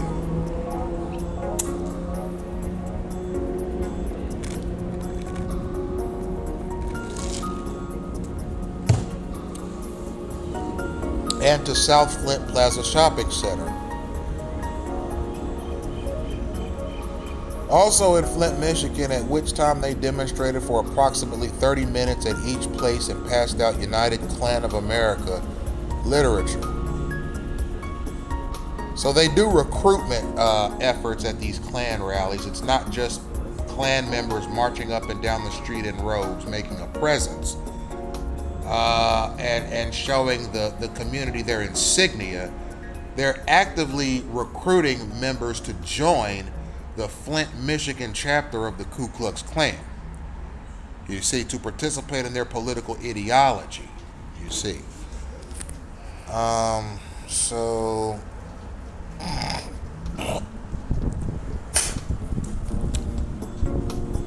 let's see here. Let's scroll down. I'm going to scroll down a little bit, mind you.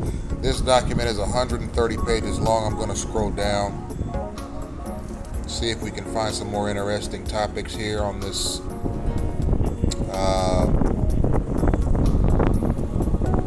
particular matter.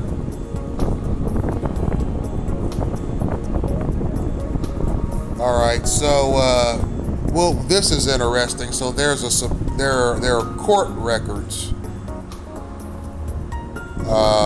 concerning this United Klan of America Incorporated.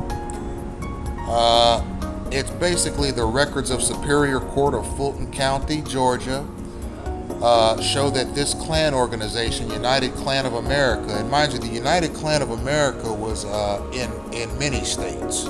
It wasn't just in Michigan. It wasn't just in Alabama. It was across the country, or the Midwest and the South mostly.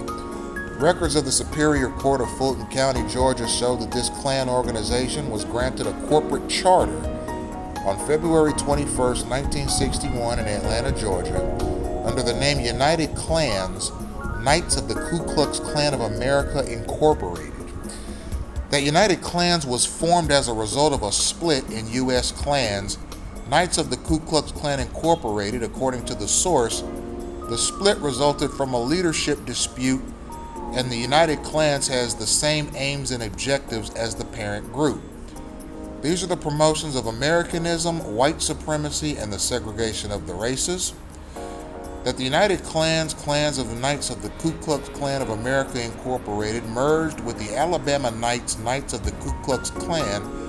The merged organization established headquarters in Suite 401 of the Alston Building, Tuscaloosa, Alabama. The organization is directed by Robert Shelton, Imperial Wizard of the Ku Klux Klan, and is the dominant Klan group in the South with units in several southern states. That the organized territory formerly known as the United Klans, Knights of the Ku Klux Klans of America Incorporated would be known in the future as the United Klans of America, Knights of the Ku Klux Klan, and the same was charged in a resolution adopted at the National Klanvocation held on July 8, 1961 in Indian Springs, Georgia. A majority of the travelers of the U.S. Klans, Knights of the Ku Klux Klan, merged with the United States of America Incorporated, the Knights of the Ku Klux Klan. Now, in Flint, Flint, that's talking about how the sort of the corporate structure of the United Klans of America over in Fulton County, Georgia, and the Flint, Michigan chapter is apparently headed up by Klan members John H. Davis and Donald Stapleton. Both are leaders, or what you might call Imperial Wizards, of the United Klans of America property of the Knights of the Ku Klux Klan.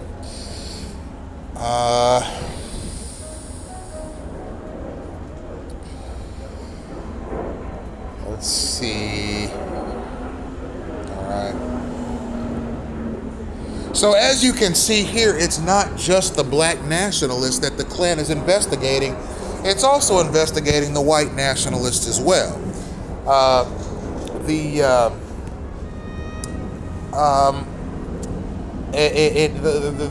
FBI used this COINTELPRO program, this counterintelligence program, this civil disruption program to disrupt both the Knights of the Ku Klux Klan and the Black Panther Party and Puerto Rican dissident groups and the New Left and the Communist Party of the United States and the hippie movement. The Knights of the Ku Klux Klan are no different. You see they're being investigated as well. They're going to be disrupted as well. And this is going to shift back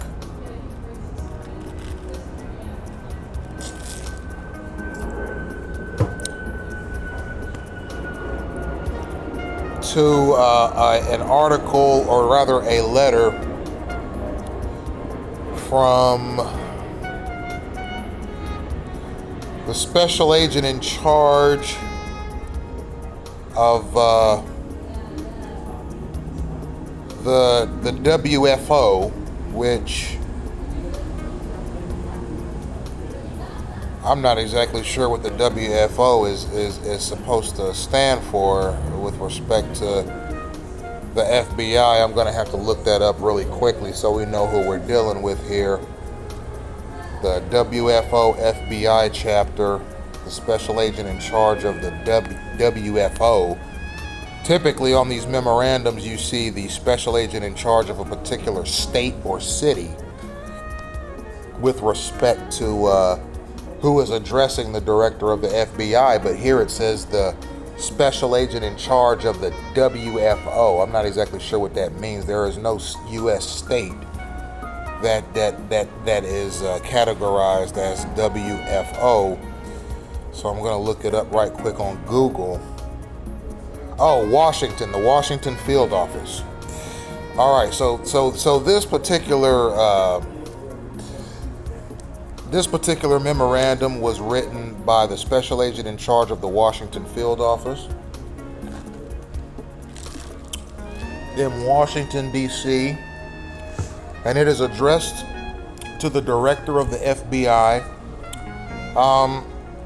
And this is, we're getting back into black nationalist hate groups. We're talking about the Nation of Islam here. Now, keep something in mind, ladies and gentlemen. It's possible that the Nation of Islam started off as a group that harvested a lot of hate for American society.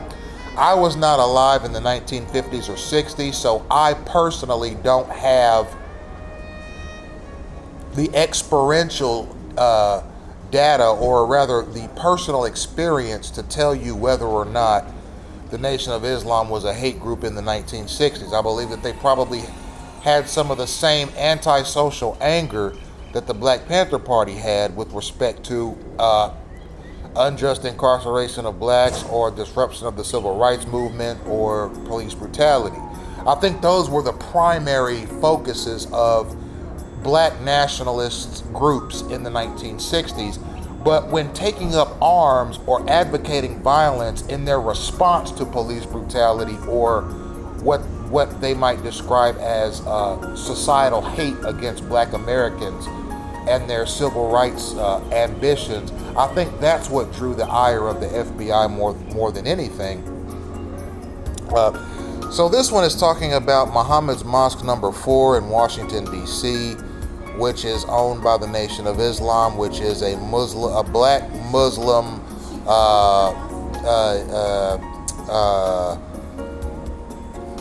black nationalist black Muslim group. They saw a grade school in this mosque. Two representatives of the field office in Washington, D.C. visited the mosque. They had a school that had 150 students. It was under D.C. regulations, and they'd have to register with the Board of Education. Okay, so the Nation of Islam was operating a grade school in one of its mosques, and mind you, a mosque in the Nation of Islam is like a local chapter. So in mosque number 4, which was in Washington, D.C., the Nation of Islam was operating a grade school that was not registered with the Board of Education. So the minister, Elijah Muhammad, was notified that if it wanted to run that school, it needed to register with the Board of Education.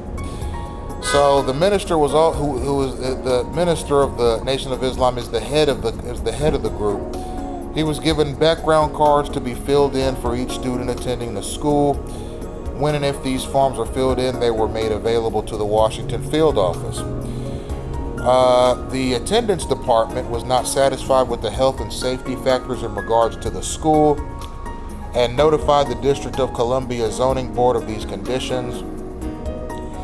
The zoning board indicated that it would look into this situation and would include an inspection by the Department of Health and the Fire Department to make sure that this facility was up to standards. The attendance department of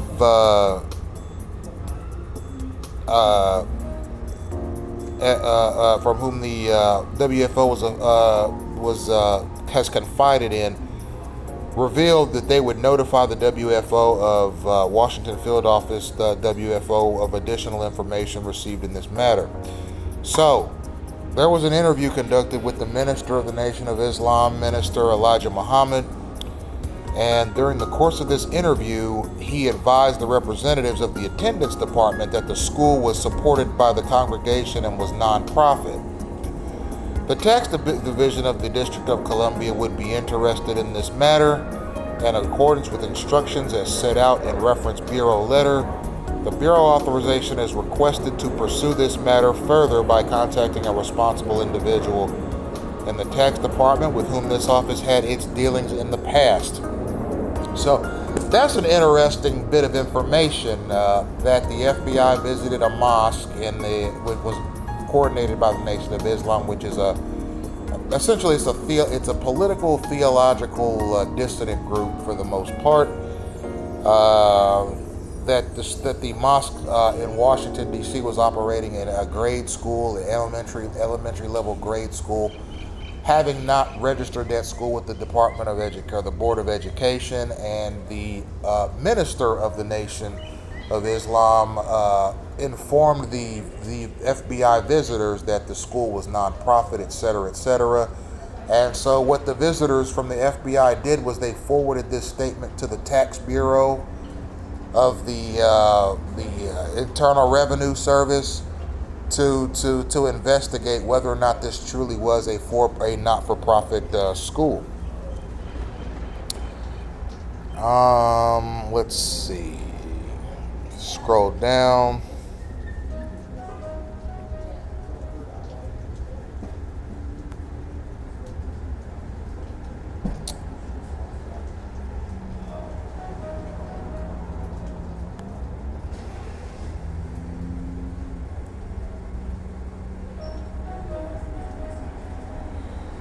We're going to keep scrolling down. It's still talking about the tax situation. What I think happened here was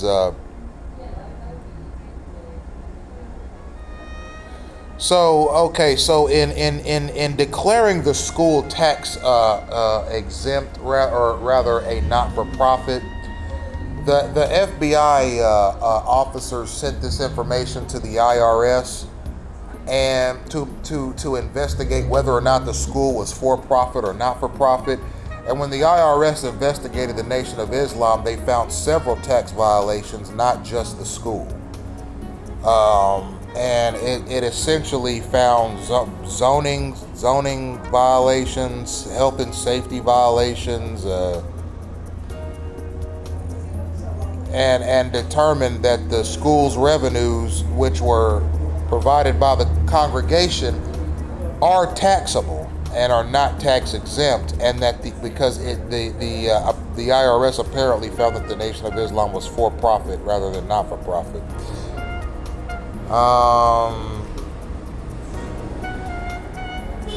Scroll down.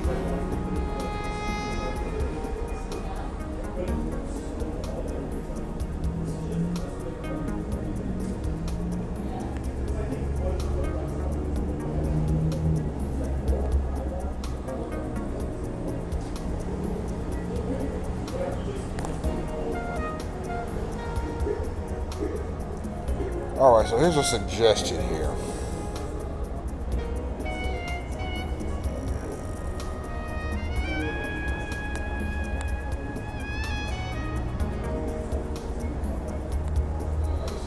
Let's see, we're gonna scroll down some more. All right, here's a disruption mechanism that the FBI has chosen to use against the Nation of Islam. This memorandum is from the special agent in charge of the Boston, Massachusetts FBI field office to the director of the FBI. It's dated February 27th, 1968. The title of this document is Counterintelligence Program, Black Nationalist Hate Groups, Racial Intelligence, and the subtitle of this memorandum is The Nation of Islam. This is the beginning of it. It says, you are authorized to furnish derogatory information about the Nation of Islam to, and then a number of radio stations are listed here. And one of the radio stations is apparently WEAN, Providence, Rhode Island, which was not redacted. Now, a number of the radio stations that were to receive this derogatory information are redacted, but the radio station WEAN in Providence, Rhode Island was not redacted, so we know that that was one of the radio stations that the FBI was authorized to send derogatory information about the Nation of Islam to. Advise the Bureau of the results of your contact and results of any program using the materials you furnish.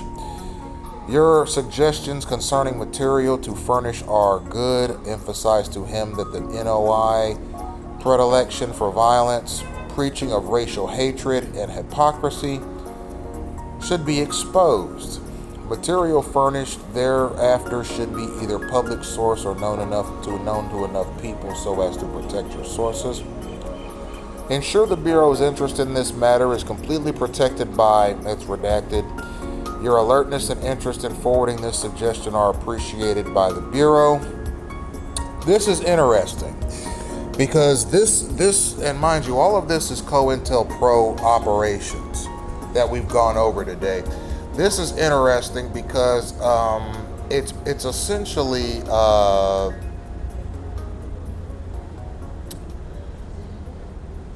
a memorandum in which the special agent in charge, I'm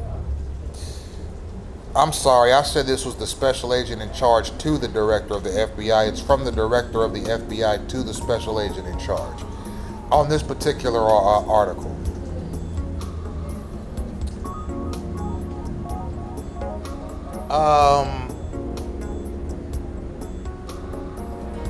And it's basically authorizing the special agent in charge of the Boston area FBI field offices to essentially use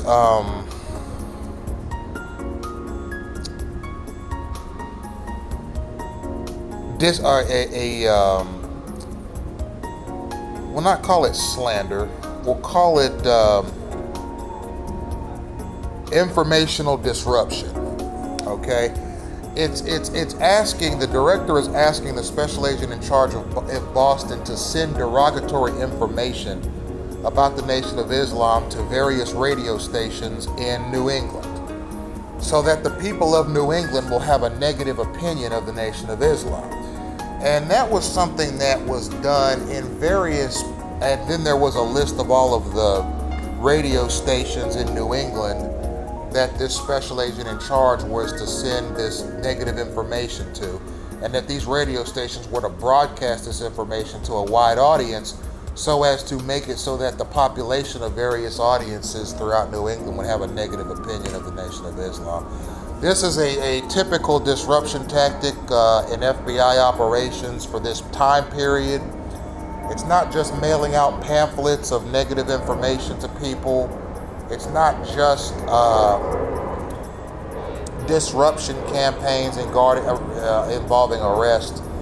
You also have situations where radio stations were contacted by the FBI with negative information about this person or that person, and that radio station was advised to disseminate, or rather broadcast, this negative information about this group or that group to a wide audience, so as to ensure that that particular group started off their campaign for political dynamism with a negative image in the general public.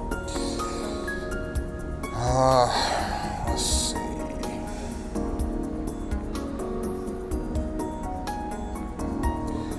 So we see a lot of that with respect to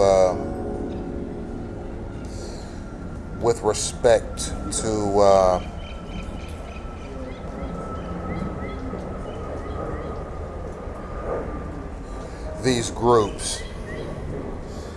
And I am going to scroll back up a little bit towards the Ku Klux Klan All right, I just wanted to make sure I hadn't been reading these memorandums backwards. Typically, these memorandums read from a special agent in charge to the FBI, but this one was from the FBI to the special agent in charge. I wanted to make sure I wasn't reading it backwards.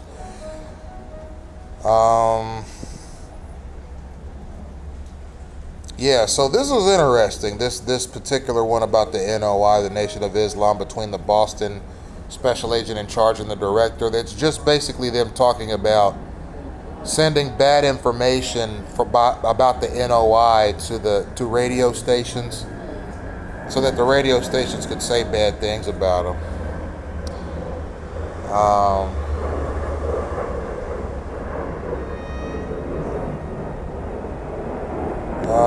This is interesting because I'm going to read this one. It mentions Malcolm X. This is, let me make sure I have this correct. This is from the special agent in charge of the special agent in charge of the Boston field office of the FBI to the director of the FBI, dated August 25th, 1967. In connection with the caption program, the Boston division is submitting the following suggestion, and there's a gigantic redaction. Then it says that radio station WEAN covers the state of Rhode Island and large areas of southern Massachusetts. Through blank program, it would be possible to present the local leader of the NIA in Providence to the minister of the NOI in Boston, Massachusetts. In a discussion of NOI activities, aims, and policies, sufficient public source data would be furnished to enable him to discuss subjects which would be embarrassing for the NOI to answer on the one hand or avoid answering on the other. Let's see. Yeah, it looks like they might be looking to invite one of the Nation of Islam members to a radio station to do a radio interview. And then on the radio interview, the FBI was going to give the radio host a list of embarrassing questions to ask the leader of the Nation of Islam, so that that person would look timid or uncertain or unconfident of himself on the radio. Let's see here. I'm going to scroll down some more. Mind you, this is a 131-page document. We're doing this live.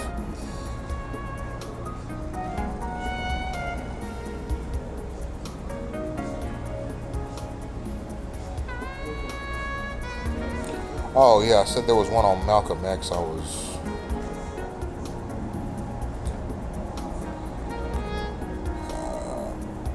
Alright, so such questions could include efforts of NOI members to stop a car in the summer traffic tunnel in Boston, Massachusetts on June 14th of 1964, that's Flag Day, under the impression that the occupant was Malcolm X and for the purpose of assassinating him.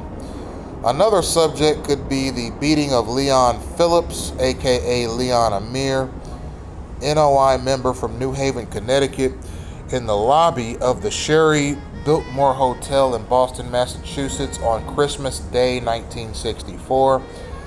Phillips subsequently died in his hotel room March 13, 1965. The hatred this group bears for the white man could be explored, as well as questions on local administration of the temples and their methods of financing themselves by sales of Muhammad speaks and donations. Still another subject could be the escapades of Elijah Muhammad, which is with respect to his secretaries. It is believed that in this program, properly developed, it could portray NOA in this true light. It is noted that the Providence, Rhode Island area has a Negro population at about 20,000 people. The Bureau can be assured of Mr. McKenna's discreetness and the fact that the Bureau's interest will be protected.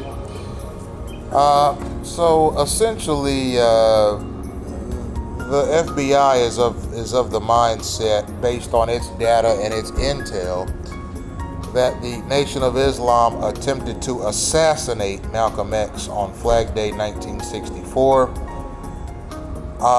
It also indicates that the NOI beat a man, Leon Phillips, horribly, and apparently this guy died 4 months later in a hotel room. The Nation of Islam disliked Malcolm X because Malcolm X left the organization and castigated the Nation of Islam as a polygamous, sexually immoral, and hateful group. And because of that, the Nation of Islam wanted to assassinate him for his defection from the group. Let's see.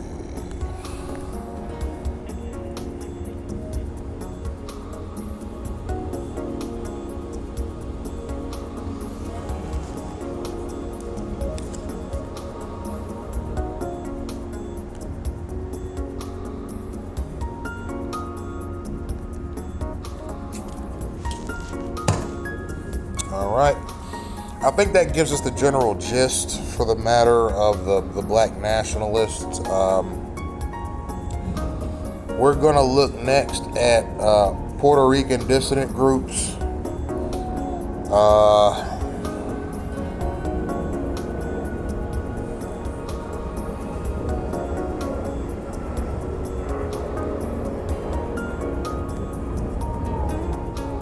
We're going to do a quick search.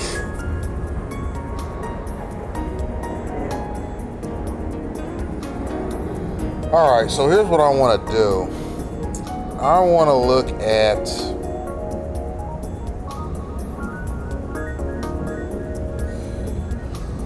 we're going to look at Puerto Rican Groups Part 1 of COINTELPRO.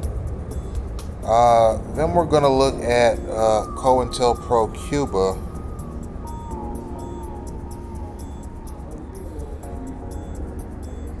Alright, I'm going to pull this document up real quick. Alright, so the opening memorandum is from the Special Agent in Charge of San Juan, Puerto Rico, to the Director of the FBI. The date is June 1st, 1962. Let's see here. Groups seeking independence for Puerto Rico. 2 additional copies are furnished to New York for info because of their interest in the NPPPR, which is a Puerto Rican dissident group. They want some sort of a looks like an activism for Puerto Rican independence. I thought Puerto Rico was independent, but they're talking about Puerto Rican independence. Let's see, the Independence Fight Again by Heide Vallejo.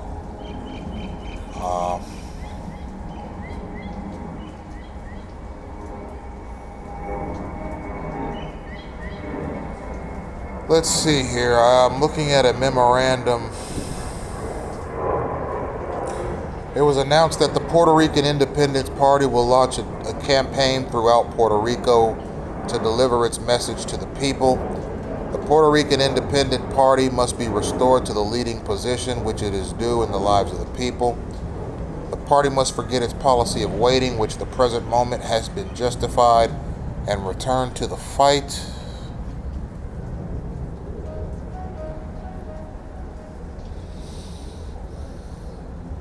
These Puerto Rican dissident groups are talking about breaking loose from the chain of colonialism. Again, I'm looking for the conflict here live. I mean, Puerto Rico is not a U.S. state. It is a part of the Caribbean islands. It's an independent, sovereign country. It's on the same group of islands as Dominicana, Cuba,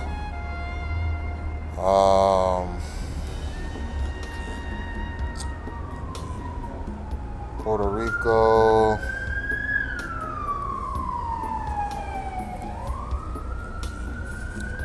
They're saying that political chaos is plaguing Cuba.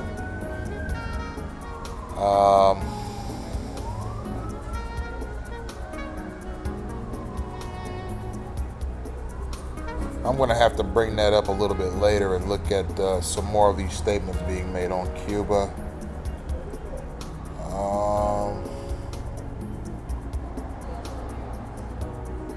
All right, 1962 was the year of organization. So these political dissident groups, these Puerto Rican dissident groups who are in search of, quote, independence and political sovereignty, etc., they're talking about teaching their organized members how to handle weapons and make bombs.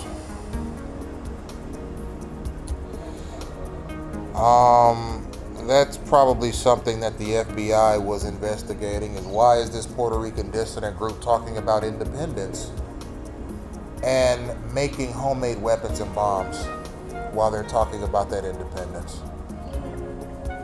Okay. When it comes to Puerto Rican dissident groups, it's painting them as whiners and complainers that praise Fidel Castro.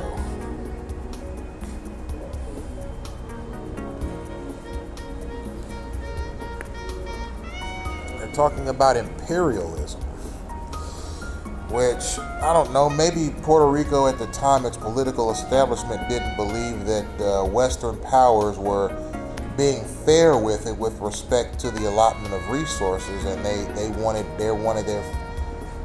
more of a share of resources from the Western government.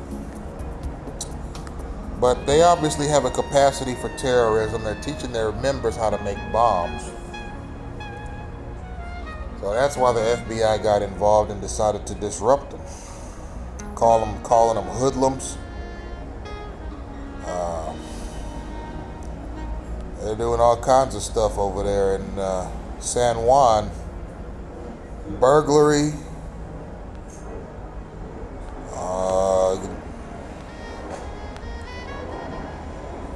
Murder for hire. Robberies. Alright. Control substance abuse, control the dealing in narcotics.